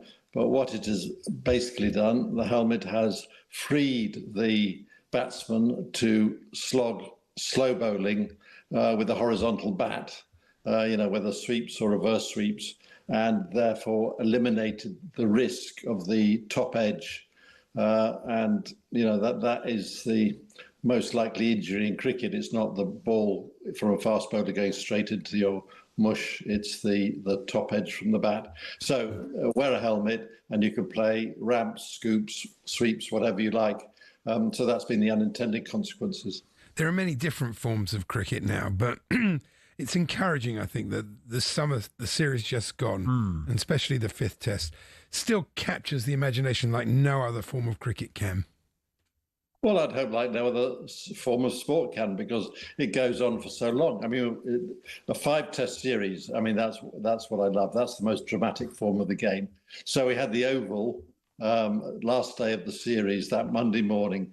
The ground is full for a half an hour's cricket, but it's the climax of 24 days, 24 long days of cricket, and, over 12,000 balls have been bowled. And we get to this position and nobody has any idea what the outcome of the series is going to be. Is it going to be 3-1 to England or 2-all? So all on a knife edge. I mean, it's the most beautiful climax. So, yeah, the 5-test series, please give me any day. Because if you want to kill Test cricket, just 2-test series. You probably wouldn't have believed in the 70s when you were watching these great West Indies teams that the state that their Test team would be in now, sadly. I mean, they were a fantastic team to watch, a dominant side, but that's not the story anymore, sadly. No, we've just seen a 2-0 West Indies defeat in India, haven't we? It's progressive, going downhill. I mean, the single biggest factor, I would think, is pitches. The groundsmen aren't paid well enough. Sir Everton Weeks always used to say, you've got to wake up early and roll in the dew. And he was a groundsman as a lad in Barbados. So getting pitches with this even covering of grass and then rolling and getting the pace back. And that will, play to West Indies' strengths of fast bowling, because they can still produce the quick bowlers. It's just that they're brought up now to bowl 4 overs, aren't they? Yeah, of course, yeah. Where do you stand on Ian Botham's comments, Shield? Because Has he got a point, or has cricket changed so much that they don't need to prepare? Well, they've got one warm-up game ahead of the Ashes, and he fears that we're going to be undercooked. He said it's bordering on arrogance just to turn up there in their conditions and play one game. Well, I agree. There is one department of the game in Australia which you cannot shortcut. I mean, I think that the batters are going to get a decent amount of cricket in the 50-over series in New Zealand, and the bowlers are going to get their yards in, both in practice and a bit in that three-day game. But the one thing you cannot replicate, and this is the biggest observation I've got, having done 10, 12 tours of Australia, is that you cannot get away shortcutting the slip-catching practice.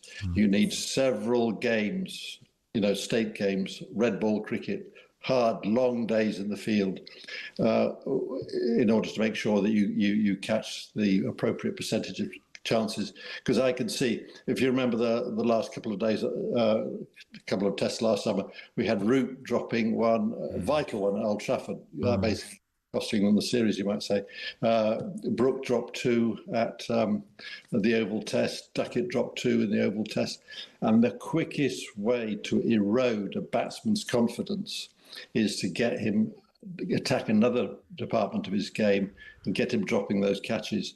If you see Brook dropping his first couple of chances in the Test match, you could see him going right downhill because it's in the back of the mind. It's so difficult. I saw that David Warner, one of the positive things he said is don't poke the bear. Don't wind Ben Stokes up because it only makes him a better player. That's true. And I know among what your favourite Test innings for England was Ben Stokes' knock against Australia at Headingley in 2019. Well, is indisputably, I think, the best Test innings for England of all time. You might have, VVS Lakshman making 280 in Calcutta as, the better still. Maybe a few Australian or West Indian candidates, but certainly Ben Stokes 135 at Headingley, best Test innings for England because he mastered defence, didn't he, in the first half of his innings, perfect defence and then perfect attack in taking them down towards the end. Are you feeling confident going into these Ashes from an England point of view? Confident of what?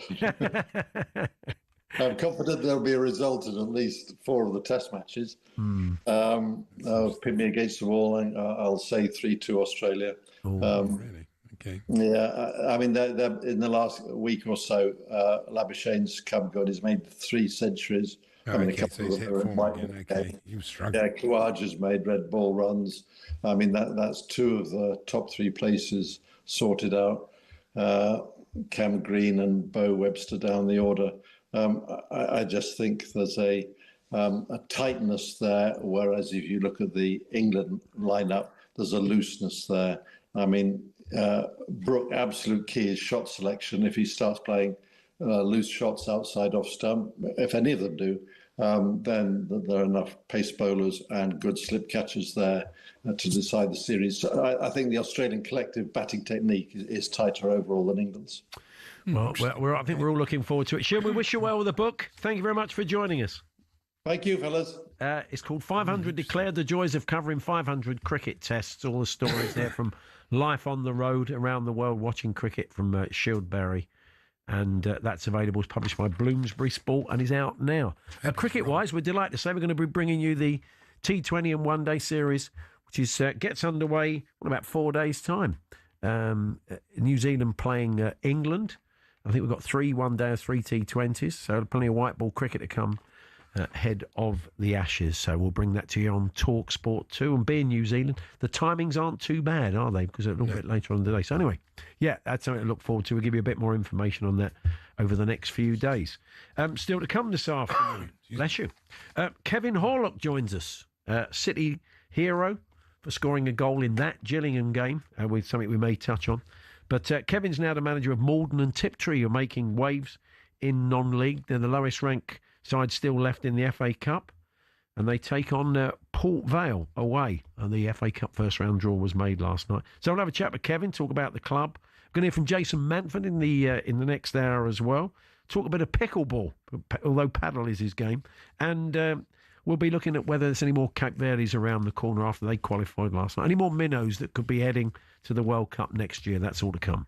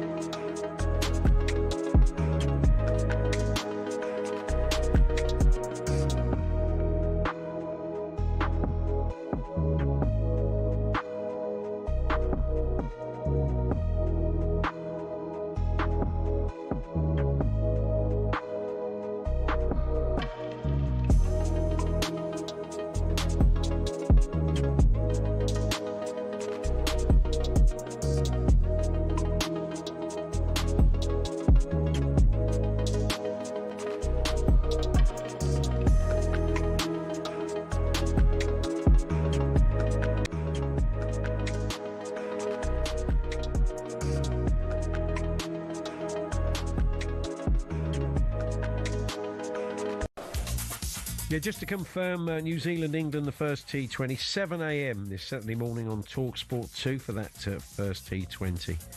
More information, of course, as the games unfold. But let's get the sports headlines now with Matt Hutchinson. talkSPORT Sports Update, powered by the Nissan Van Range. Commercial vehicles that go the distance for your business. Search Nissan Vans or head to your local Nissan Van Centre. Thanks, Paul. Good afternoon. Thomas Tuchel has warned Marcus Rashford to not come to regret what he could have achieved in football. The boss believes there are no limits to how good the forward could become. Well, another man making the headlines for England right now is Elliot Anderson, who's starting to make that number 6 role his own. Stuart Pearce has given his verdict on England's new-look midfield. I'm absolutely delighted to see a holding midfield player in Anderson come in there and play extremely well over the recent games.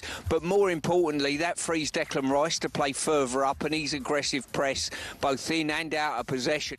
Well, you can hear England-Latvia live on talkSPORT tonight. A win for Tuchel's men will make them the first European nation to qualify for next year's World Cup.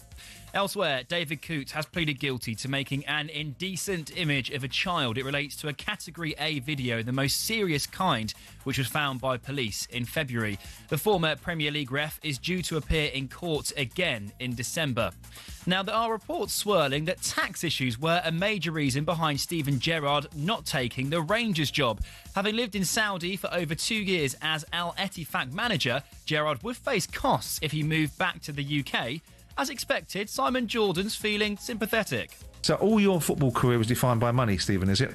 That's an easy thing for me to say, but you went to Saudi for money. And if you've got to pay a bit of tax on that, oh dear, sorry about that, mate. I think you've made a few quid anyway. I thought you wanted to be a manager. And Serena Wiegman says she did want to pick Millie Bright in her latest England squad. The Chelsea defender announced her international retirement yesterday, saying it's the right time. talkSPORT News. A small boat migrant who threatened to kill Nigel Farage in a TikTok video has been jailed for 5 years. And UK inflation is expected to be the highest of any major economy this year and next. More from the news team at past. talkSPORT weather with QuickFit. Come rain or shine, we've got your electric car covered with 400 EV ready centres, so you can drive away happy every time. We're expecting the rest of this afternoon to be cloudy for most, with sunny spells in Scotland and northern England.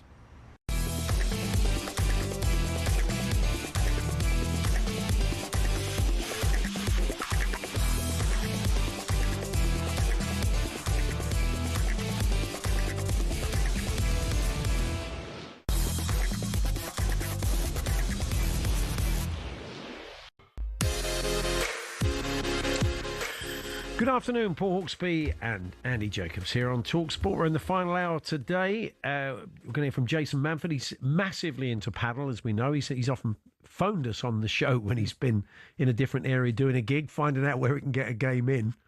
Karen Mitchell from Pickleball England joins us. Good. Another tennis derivative, which is big in the States, certainly. So we'll talk a bit about that as well, because it's World Pickleball Day, as if you didn't know. Of course it is. We're going to talk Sweden, who have got an embarrassment of riches, really.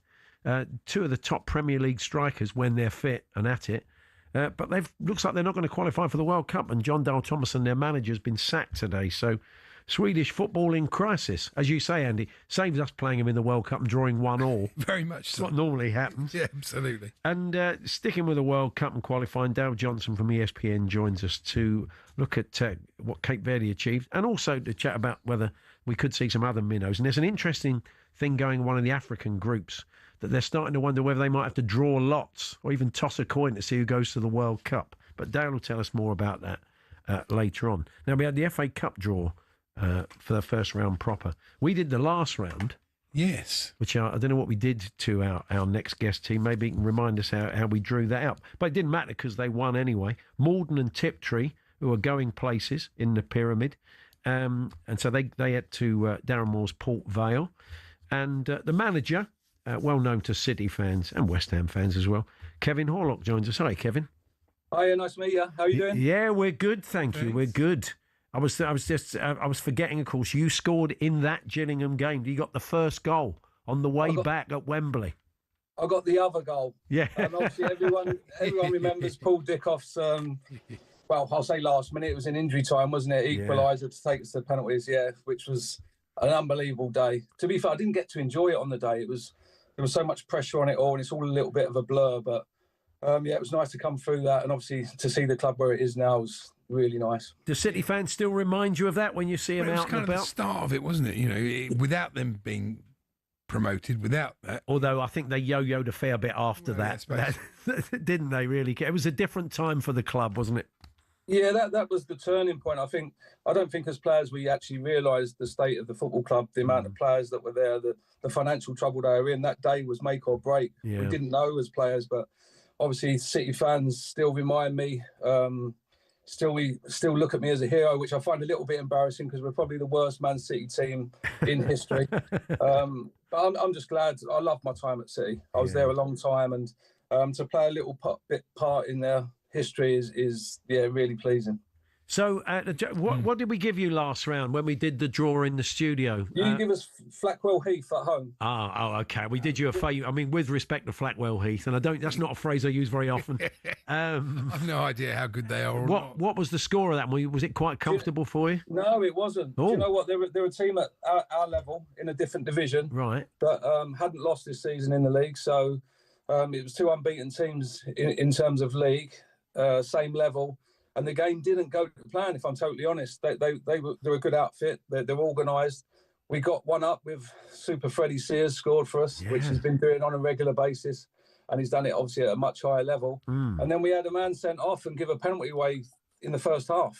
We're down to 10 men, 1-0 up, thankfully. And we did enough to hold on. We rode our luck a little bit at times, but we also still created chances with 10 men. So overall, it was a really pleasing performance and one that was massive for the football club, obviously, to get to the first round proper. It's interesting times for the club, isn't it? There's been an injection of cash, and I read a little piece with you, Kevin, saying you feel like it's a bit of a target on the team's back because at that sort of level 8, sort of tier 8, it's you've got a bit of clout with the money coming in, and you say Freddie Sears, formerly of West Ham, is playing for you now. So look, I suppose a bit of pressure on you to deliver as well, isn't there?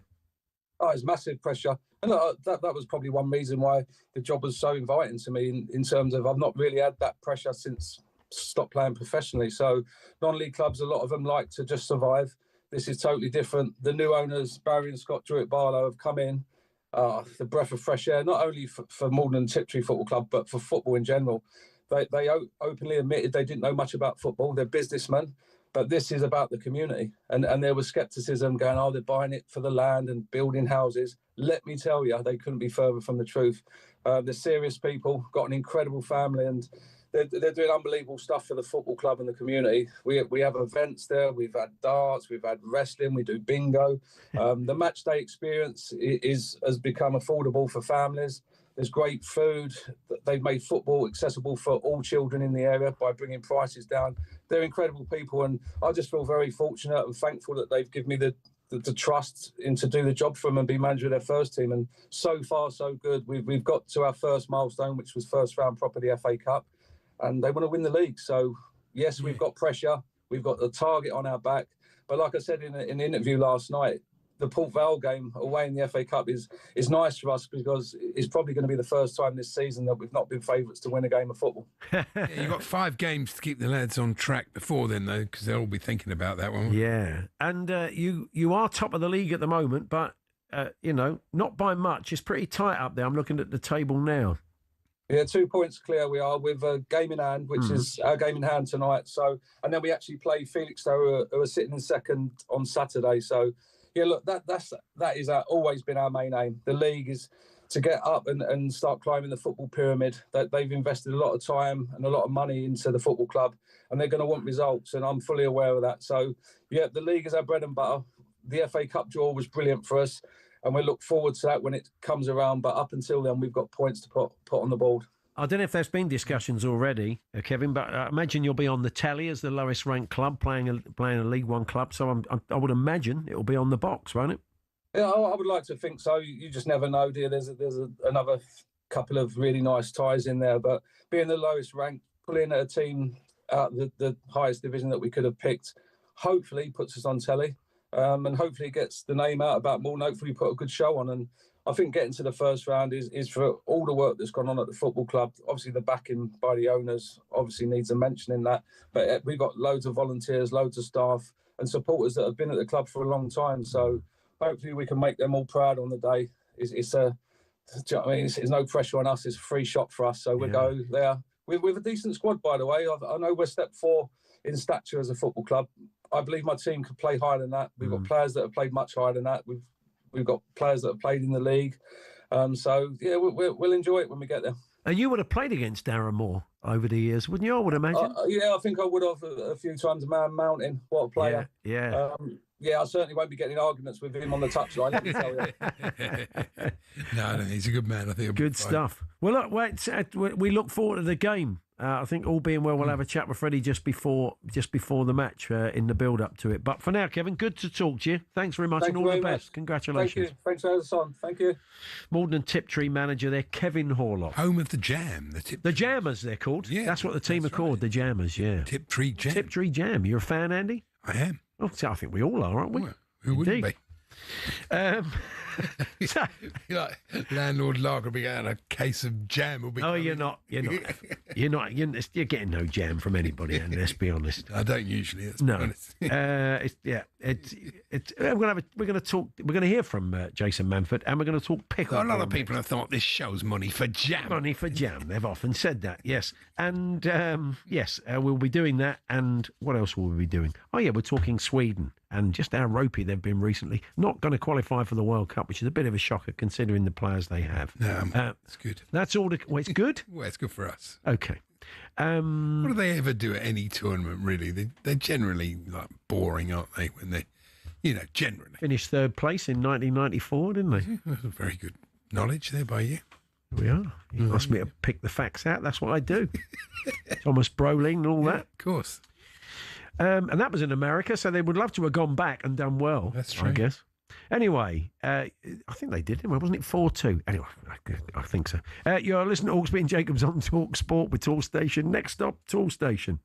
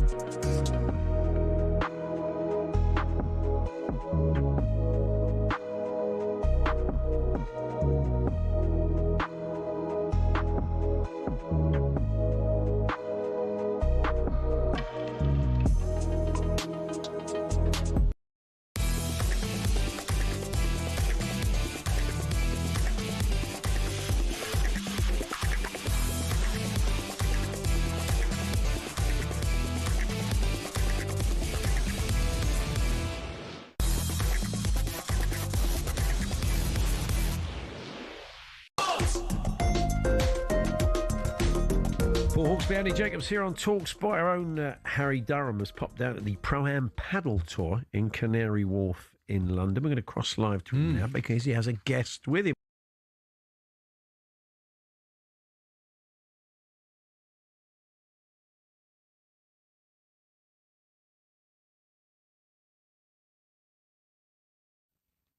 Oh, nobody by the look of it. Yeah. I'll try and get back to That was very interesting, wasn't it? Yeah, it was. Yeah, it's just Marcel Marceau alongside him playing. I think we've got him. Okay, H, take it away. Yes, Paul, thank you very much and welcome to the Pro-Am Paddle Tour here at Canary Wharf at Palladium. Recognise this guy next to me? Jason Manford, comedian, Manchester City fan. I don't need to introduce him. Jason, what are we doing here? We are at war. We're at paddle war for charity, for a laugh. No, it's a lovely. It's been a lovely sort of project to be involved in, a pro-am where you get to play with professional paddle players and in the process raise money for charity. Are you actually any good at paddle? I am all right. I'm certainly nowhere near a pro, and I wouldn't even say an am, actually, thinking about it. But yeah, I love it, and that my enthusiasm is more than my talents. I think about obviously playing sport, stress release, and you're a friend of the show, with Paul and Andy as well. Andy gets so worked up about Chelsea, so angry about Chelsea. Do you feel like this could be a sport where he can sort of like take his stress out, or, you know, on a ball, on a court, on a player when Chelsea aren't making him happy? I feel like he would be one of those people that we see on TikTok, like running through the glass, throwing a racket at another player's head. You know, like that'd be my worry. Because yeah, obviously it is something to take out your frustrations on, but it's not an angry sport. It's like it's a social sport. You know, it's for. So maybe I would say it might be not for letting your anger out, but it's certainly somewhere to go with a few of your mates, have a game, and then maybe have a chat and a talk and talk through your problems. Paul. Quick one on City.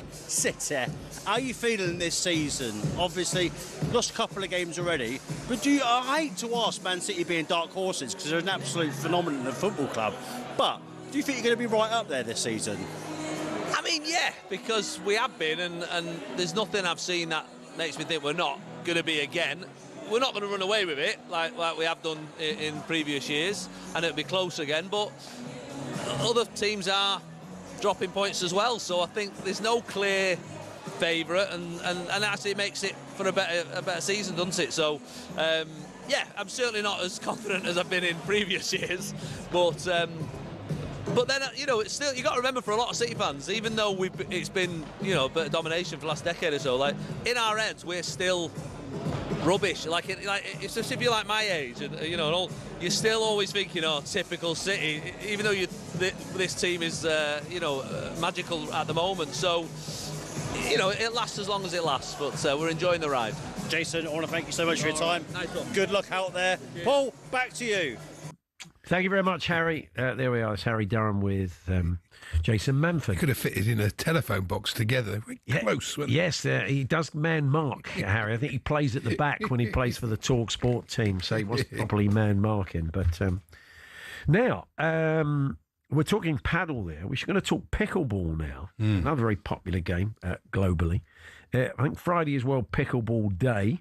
And joining us now, because I believe got the English Nationals coming up later this month, is Karen Mitchell from Pickleball England. Good afternoon, Karen. Hi, thanks for inviting me. Are you in mortal combat with paddle? Do you shout at each other over the fence? The two tennis derivatives. No, not at all. In fact, I'm not sure that there's many instances when we actually see each other, actually, because they need a court that's got fencing or, you know, glass walls and everything, whereas we're badminton-sized court or adapted tennis courts generally. Yeah. So is that the prime difference? What are the differences? The ball's different. The bats are different. Oh, there are differences between the two games. Yeah, there are. Yeah. So our paddles tend to be a bit lighter, and they, yep, you're showing one there. That's great. And the ball has got holes in it. So where that was being played, it was 40 holes because it was for an outdoor acrylic court, even though we were playing inside. And for a sports hall, it would be a 26-hole ball. At the English Nationals, we're going to be playing with the X40, which is the 40-hole ball, and that's Molly Naggs that you're showing there, one of our top players, and she will be at the English Nationals as well. Is it fair to say that, I mean, look, you can obviously play at a very high level like all the top players do, but is it a bit more accessible maybe than than paddle? It's not quite as relentless when you're playing it without the wall there and stuff. Is it a bit more accessible maybe for an older, maybe slightly less fit audience as well as the top players? Well, that's the beauty of pickleball and what attracted me to doing this job, because pickleball is for everybody from, 8 to 80 odd. And in fact, I know that there are players that are almost 90 in this country too. Wow. It's a very low impact sport, and you play at your ability. But I don't want anyone to think that it's not an exciting sport, because, the top players, when they're playing, that is a very fast, exciting game and very strategic as well. So it's a game for everybody, and you play at your level of ability and your speed, what you're comfortable with. I'm looking at the Pickleball England website, and there's drop-in sessions you do and social sessions. Are there plenty of places to play? Have you got a full list there of people who just want to try it out for the first time and see if it's a game for them? Absolutely. There's over 1,000 places to play now, Wow. and over 700 clubs in England. And in fact, there are over 55,000 players in the country now. And we've got a growing number of people who are really competitive. We'd estimate that at around 14,000 players. And of those 14,000 players, almost 1,400 of them are going to be at the English Nationals at the end of the month. So, almost 10% of our players. I'm guessing that the explosion of paddle as well has kind of been good for pickleball, because it just alerts people to the fact that there are sort of these tennis derivatives, if you like. You probably won't like me saying that, but effectively, not everybody can play a game of tennis, but they probably feel they can go out and they can try these sort of different racket sports, and I'm sure pickleball is among them. Absolutely. The only thing that really pickleball's got in common with tennis is a net in the middle. Otherwise, I'd say that it more closely represents table tennis or badminton. So, it's really a hybrid sport. And I don't have any feeling of competition with the other sports, actually. I think it's about people finding a sport that they're comfortable with, and they enjoy playing. And actually, it's the enjoyment that brings people back. And one of the things that we've really tried hard to do with pickleball is to create a community where everyone enjoys each other's company on and off the court. And that's certainly one of the attractions for me for the Nationals at the end of the month. It feels like I'm meeting up with friends that I saw last year and the year before that, because we've been going to Bolton now for the last 5 years. And it's a community we've built, and people look forward to that annual visit to Bolton. Where does the name come from? I know it came from the States. So, whoever came up with the name, why pickleball? Well, there's divided perspectives on that. Some people say it's the family dog of the people who invented the game, Pickles. Others have said that it's about the leftovers of a rowing crew, which they call the pickle boat. So it depends on which story you want to propagate, I think. Okay, good stuff. Well, as we were just saying, the English Nationals take place 30th of October, 2nd of November at the Bolton Arena. You can see all the top players there. People from 8 to 78 will be competing in the competition. We hope it goes well, Karen. Thanks very much. Thank you so much. Thank you for having me on. Karen Mitchell there, Pickleball England co-director, and our thanks to Jason Manford, having a game of paddle today. Have you played, Andy? No, I was just wondering if Karen said it was invented by the dog that discovered the World Cup. Pickles, yeah, maybe. That was a very talented dog. It was. It certainly was.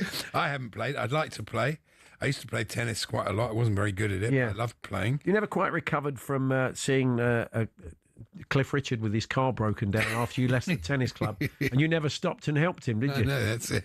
Congratulations. Karma. Yeah. Never played again, did you? Really? Felt wrong. I know. That's a true story, actually. Anyway, Sweden. What's happened to Sweden? It looks they're not going to qualify for the World Cup, despite many fine players. There is some background to that, which we'll discuss with our next guest, Swedish football expert. And we'll also be wondering whether there could be any more shocks or minnows making it through to the World Cup next year. That's all to come. Before we hand over to Andy Goldstein and Darren Bent with Drive will build up, of course, to our live commentary of Latvia versus England tonight from 7.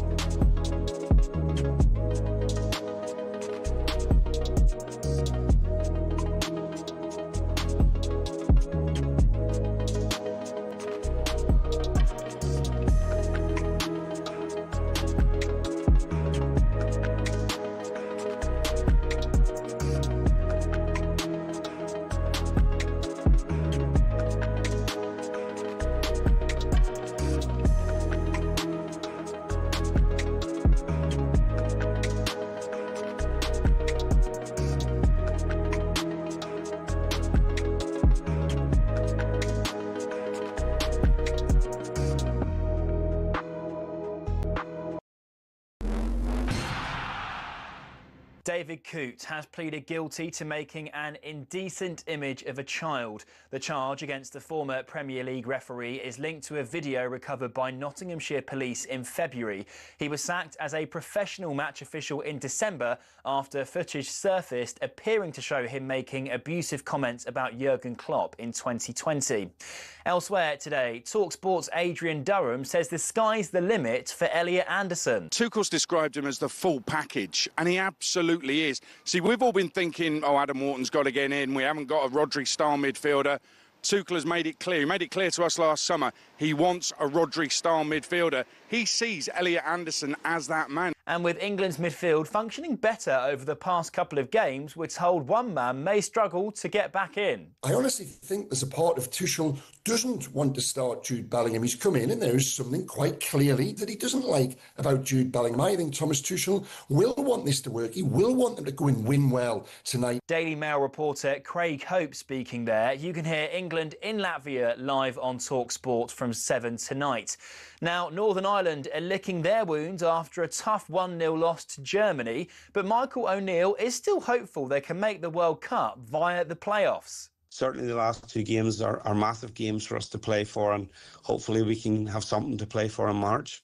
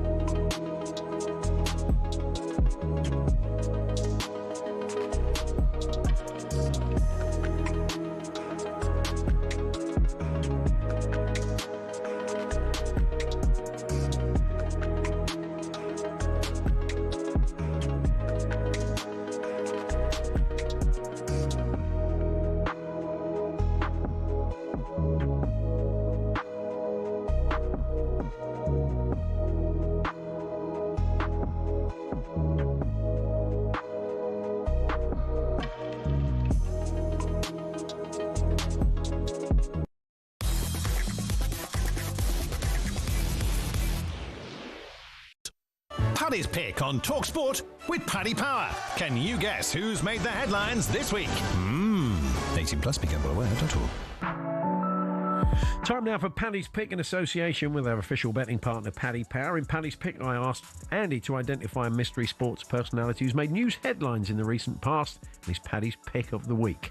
Andy's going to get 5 clues to work out who it is. We'll start with £50 in the pot. And for every clue that we use up without the correct answer, £10 gets taken away. We're playing for Deshen UK, all for charity. So, Andy, are you ready? I am. I've not turned the page. I've got no idea yet who it is. Okay. I haven't seen the clues or anything. Oh, yeah, you should be okay. But let's watch the first clue. This week's pick is a Premier League star, an international who recently broke a long-standing record. That doesn't give you a lot for 50 quid, does it? Recently broke a long Premier League star, an international. The record was international, presumably, was it? It was, yeah. Somebody who's broken an international record of a great in his position over the years. No, I'm afraid I can't answer that. No, Too tricky. We'll move on then. He began his career at Sunderland and played for their academy, reserve and senior teams. I can tell you he isn't a Sunderland player now, and he's an international. He wears gloves. Oh, he wears gloves. It's for charity. Is it Jordan Pickford? It is Jordan Pickford. Oh, right, okay. I'm not doing Deshen UK out of money. Well done. He represented England at youth levels, made his senior debut in 2017 in a friendly against Germany, and now has 79 caps. I mean, you never would have got that without the gloves, would you? Really? No. He's been at Everton since 2017. Yeah, that might have helped. He broke Gordon Banks' record recently, didn't he? Yeah, was that in there? No. No, was it in there? Yes, it was, ultimately. Yeah, well, I would have got that. He just surpassed Gordon Banks' record, but that would have been for a tenner. The charity thanks you. That would have been for a tenner. Yeah, so well I just thought he could have been a snooker referee, couldn't it? When I said he wears gloves. That's right. Yep, Jordan Pickford for his latest achievement in remarkable track record of success between the posts for England. So 40 quid for Deshen UK. Thanks to our friends at Paddy Power, official H&J betting partner, 18 plus only. BeGambleAware.org. Paddy's Pick on talkSPORT with Paddy Power. Can you guess who's made the headlines this week? 18 plus, be gamble aware, don't all. Now, Sweden. We often come up against Sweden, England in tournaments, or as we like to call them, England won, Sweden won. That's generally what happens. I think we did beat them 2-0. It was last time we played. But we've had some real World Cup and European Championship battles with the Swedes. Last time they were in the States for a World Cup, they finished third. But not this time. I think their chances of being there are incredibly slim, to the point where Jon Dahl Tomasson has been sacked, their manager. They have to win both their outstanding games and hope that the other teams don't pick up any points. Relying on snookers to an extent, aren't they? Let's see how that's going down. And one of them Switzerland away, which won't be easy. No. Joining us now, Olaf Lund, who's a Swedish football journalist. Hi, Olaf. Hi, I just have to start with correcting you. Sweden will probably make it to the playoffs through their group victory in Nations League C division. Right. Looks really that's probable, but the seeding will be really low. They will be seeded, but still in the playoffs, and that's why the federation took the decision to fire Jon Dahl Tomasson. Actually, the first time Sweden ever sacked a coach. Not like England, really. No, that's very true. And but they did it because they want to have a better chance in the playoffs coming up in March. They want to get someone in for the next round of games in November. Try to gel the team together and give it a go in the playoffs. World Cup qualification is ridiculous. You can finish bottom of your group and still have a chance. Because of it's harder not to qualify, isn't it? Because of the Nations League. I mean, hopefully by then, from Swedish football fans' point of view, Olaf, is that some of those players that were maybe undercooked, like Alexander Isak and everything that went on over the summer, will be up to speed. I doubt if Dan Kulusevski will be back by then, but the team should be in better shape. So there is still an outside chance. Yeah, I think so. And I think actually Dan Kulusevski will be back playing in March when the playoffs March. Oh, yeah, certainly, by March. I think you meant November, yeah. And I think a lot of teams, if Sweden could get a coach that actually could establish kind of a defense, Jon Dahl Tomasson, he went all in offense, which made kind of a leaking ship in the Swedish defense. If they can settle a good defense and then have Dan Kulusevski, Alexander Isak, Victor Gyökeres on top, I think a lot of teams would like to avoid Sweden. Is he getting some of the blame, Alexander Isak? It was everything that went on over the summer and his move to Liverpool that meant he wasn't up to speed for those recent qualifiers. Some of the criticism has been leveled against him. Also, Victor Jacobs, he had a little shorter pre-season since he also went on strike when Sporting and Arsenal couldn't agree. And then you have Victor Nilsson Lindelöf, who didn't find a club until on transfer day when he joined Aston Villa. And I know a lot of supporters thought you should have tried to find a club earlier because the World Cup qualifier was so special, 6 games in 10 weeks. But it's their careers, and they have to put priority on certain other things. So not all doom and gloom in Sweden today. There is some hope. Yeah, I think a lot of people were fed up with the coach, Jon Dahl Tomasson. I mean, he was booed before the game in Stockholm against Switzerland. He was booed before the game in Gothenburg against Kosovo, and there were even signs that he should resign. And they actually sang a song in Friday celebrating the last coach, and that's a coach they almost put in tar and feathers when they threw him out a couple of years ago. So everything was forgotten. Now they serenaded him, which was kind of like not that very nice to Jon Dahl Tomasson. Who do you think will be the next coach then? I think there's an outside chance of Olof Mellberg, the former Aston Villa defender. I think also Graham Potter, who started his career in Sweden. I think he's out of a job. And there's some others. Peter Gerhardsson, who he took care of the women for a while and actually really successful, just left the women national team. So there are some coaches out there who are without a job. And I think they're going for like a short-term solution. Do the games in November, take the playoffs, and if you take Sweden, you'll get a big payoff, and you can take Sweden to North America this summer, and then we'll look into what we do after that. I think people are being intrigued by Graham Potter because he didn't have the best of times at West Ham or Chelsea, but his stock is high in Sweden because of what he did at Östersund. So that's interesting that he would have a possibility of getting that national team job. Yeah, it would be interesting. And also you have to, even though the Swedish Federation doesn't pay that well, he's made a couple of sacks of money from payoffs from Chelsea and West Ham. So he doesn't need the money, but he needs a job, and maybe a short-term job where if he could make a mark with Sweden, suddenly he would be his stock would be worth more. What a story that would be. Graham Potter comes in, gets Sweden against all odds to a World Cup, and then plays England in our traditional 1-1 draw, Olaf. Yeah, I hope we beat you that time, though. But sometimes we've beaten you, but not all the time. Well, it sounds like you've not given up hope, which is good. So we'll see. Good to talk to you. Appreciate your time. Thanks very much. No problem. Bye-bye. There we are. Olaf Lund there, the Swedish football journalist. So, yeah, not that bad. As we said, aren't Wales in the same situation? Yeah, they're in the same situation. That because of their Nations League performances, there is always that get-out-of-jail card to an extent. But as you said, it's harder to come through that route. But with the players they've got, once they're up to speed, Gyökeres and all of those players, and if Kulusevski's you've got to back, give them the chances, that's the thing. Yeah, absolutely. So I think we're going to continue some of the World Cup chat in a few moments' time, because there's still a bit to be decided this evening. England can obviously confirm their place. But around the world in qualifying, there's some interesting stories. We'll touch on Cape Verde. We spoke to Paul Watson from the Sweeper podcast yesterday, who alerted us to the fact that they were about to qualify. And we will be finding out a little bit more about, the incredible job they've done to get there. And it has opened up the door for a lot of nations that wouldn't get anywhere near a World Cup finals. There's going to be, eventually, there'll be a 203-team World Cup. It'll just be everybody. Everybody in the FIFA rankings is playing each other constantly, trying to fit in league games around it. Well, it's another domestic break. That's right, the domestic football Premier League break. It's really? Have we got more domestic football?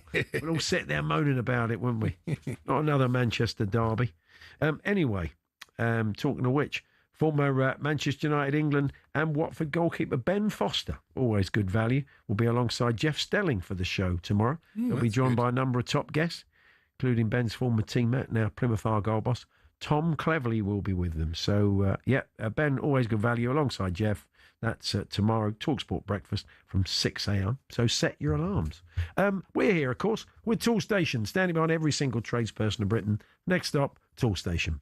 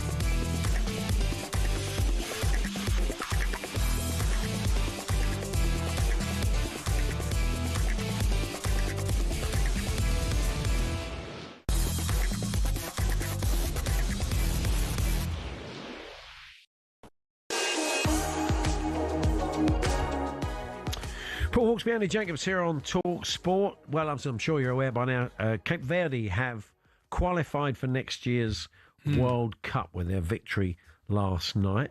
Before we chat to Dale Johnson from ESPN about some of the other sides we could see still making their way to the World Cup next year, Shamrock Rovers skipper, Cape Verde defender Roberto Pico Lopez has been chatting to OTS Media after reaching the World Cup last night, and he reacted to that massive moment for his country. It means everything to me. I say, since I was a little boy, and I know it's the same for the guys in the dressing room, since we were all little kids playing football, we dreamed of playing football at the highest stage, and there's no bigger stage than the World Cup. So to do this, to be the first Cape Verdean team here, to lift all the people, the nation, to put them on that stage, there's no better feeling than that. There we are. Lives in Dublin these days. I think he's had to rush back. We tried to get a hold of him today, but he's had to rush back because his wife's just about to give birth. I think it was a bit of a concern last night. Yeah, it's going to be a momentous couple of days for him. So congratulations to him and the team. It is some story. Oh, the scenes were great. I have to admit. Joining us now, as we said, from ESPN, we're not going to talk VAR. We may just squeeze one question in. It is Dale Johnson. Hello, Dale. Afternoon, guys. How you doing? Good, thanks. Yeah, I mean, it is a look. Sometimes we look down our nose at the fact there's too many teams in the World Cup and there's too many minnows and too many teams to be rolled over. But this is a lovely story. Yeah, and I think what you've got to remember as well here is that they haven't qualified from a weak group. They've qualified ahead of Cameroon, who were clearly a regular appearance, a team that's regularly appeared at the World Cup. So. I think we're going to see some perhaps smaller countries from Asia or perhaps CONCACAF that may be weaker. But Cape Verde have really been excellent in this qualifying tournament. They only lost one game, which was against Cameroon, and they would have had one of their best 6 group records. So under the old system, they would still, on that basis, have qualified anyway. So it's been a real show of success for a small, very small country, the second smallest to qualify, who have taken the fact that they were a Portuguese country until they got independence in 1974, and they've used that to go to Portugal and find people with the heritage to play for them.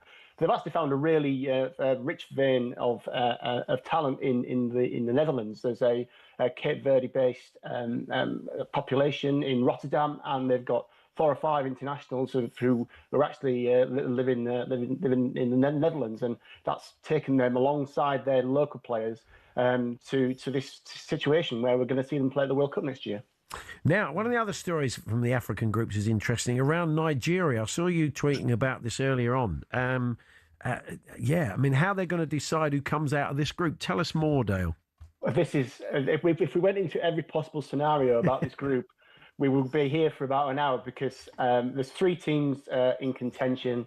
You've got Benin, who are away to Nigeria, and South Africa are also in contention for it. Now, it's Nigeria versus Benin. If Benin win, they qualify for the World Cup. It's simple as that because they've got the most points. However, if Nigeria win the game, they go level on points with Benin. And in a situation whereby if Nigeria win 2-1, they've got identical records, and the places will be decided on yellow cards. And if they're level, it's currently 14 yellow cards to Benin, 13 to Nigeria. It's then decided by a random draw. So there's a scenario, if South Africa don't beat Rwanda, and they've already lost 2-0 to Rwanda in this qualifying process, then their place at the World Cup could be decided by FIFA putting their hand into a hat and pulling out a team's name, which would be quite remarkable. But that's where we are, because that's how tight it's been in this group. But South Africa have completely shot themselves in the foot. They won 2-0 in Lesotho in March. They played an ineligible player. For some reason, it took FIFA 7 months to decide that should be a 3-0 defeat, which is just a standard punishment. So they went from on the verge of the World Cup to miss it to then dropping off the top spot, and then they drew with Zimbabwe last week. So if they'd beaten Zimbabwe and not thrown that game away, they would virtually have qualified. But instead, we've got the situation whereby it's exceptionally tight, and we could have a random draw for the World Cup. Wow. I've lost count. How many teams are going to be in the next World Cup? Is it 48 or 64? It's 48 for now, but if South America has its way, it'll be up to 64. Yeah, they want to make it a real centenary celebration with 64 teams. This is 2030. That's what they're desperate to have more games in South America for that tournament rather than just a couple. So they're trying to make it a 64-team World Cup, which would probably mean every single South American country qualifies automatically, so they don't need to have any qualifying because it's already 6+1 as it is. So I don't think any of us want a 64-team World Cup, especially when you consider how long that would have to take to actually complete just the group stage. Never mind the knockout rounds. Now, although we are going to talk VAR, sorry, Dale. Although, and I saw you tweeting about it, so you are aware of it. We often bemoan the way that VAR works in the Premier League, but the bar is an awful lot higher around handball than we see in UEFA games, and certainly as we saw last night for the Wales handball. I mean, what was your take on that? Well, we're basically told that defenders don't have to defend with their hands behind the back. And now, if you're taking that as what we're told, then, and this is including in UEFA competition, then it shouldn't be the case whereby if a player has his arm slightly out from his body, then that's a penalty if it's a shot on goal. But that's how UEFA see it. If your arm's away from your body, it's a shot on goal, it stops that shot, it should be a penalty. Now, I don't think that would not be a penalty in the Premier League, what we saw last night, because for me, it was a natural movement of the player as he was moving to try and challenge the opponent. His arm's not going to stay by his side. It wasn't extended away from his body. It was at a right angle with his elbow bent and his arm had just come up slightly. It wasn't a deliberate movement. Now, for me, that should not be a penalty. And I think the problem is UEFA try to make things far too strict to get better consistency, because obviously one of the things people complain about in the Premier League is handball's not consistent. It is consistent, but it's consistently not a penalty normally in those situations. But UEFA tried to go the other way, and then we see situations like that. And for me, the worst thing about last night's decision was it was actually a VAR decision, in the fact that if the referee had given it on field, you could see the argument perhaps why you stick with it. But I don't think it should have been a VAR review. And it looked like from what we saw that the review that the referee saw was just a few seconds, and he didn't see the full context of how close the attacker was when kicking the ball to the defender, and he very quickly changed his mind and gave the penalty. That's wrong. He wasn't even looking at the ball. I know. He's looking away. Yeah, it's absolutely. But this was the first. Are there any plans to try and sort this out? Because people hate these. Well, we've talked about this before, and the problem is that the reason why we got to where we are now is the IFAB tried to define what handball is, and then that became over described basically. And so people were looking at a massive load of checklists to give a penalty, and we ended up with a load more handball penalties. Now you've actually defined it. If you want to change it, you've got to define it again, and we're back to a different situation where you're looking at different qualifications for handball. So I don't think it's possible for us to get back to the position where we were 10 years ago, where the ball hits someone's hand and you thought, is it handball? Is it not? Oh, probably not. We carry on. Whereas now the ball hits someone's arm and it's like, is the arm away from the body? Is he moving as he should do? Exactly. Is it above the arm, the shoulder? Is he supporting his body? X, Y, Z. Whereas, and we don't no longer have that. And I hate to say common sense when it comes to refereeing, but you just don't have that situation now where the decision is made based upon what a referee feels has happened, which is how it used to be. Exactly. We all knew what deliberate handball was. We all sensed it. There was this sort of tacit agreement between us all, what was and what was. We'll never get back there, Dale. We're just going to have to live with it. But it keeps us in work. So we'll speak to you soon. Thanks very much. Speak soon. Thanks a lot. Dale Johnson there from ESPN. That is us. Enjoy the football tonight. Latvia take on England. All the coverage from 7 o'clock from Riga. But building up to that now, ahead of the match, it is Andy Goldstein and Darren Bentwood Drive.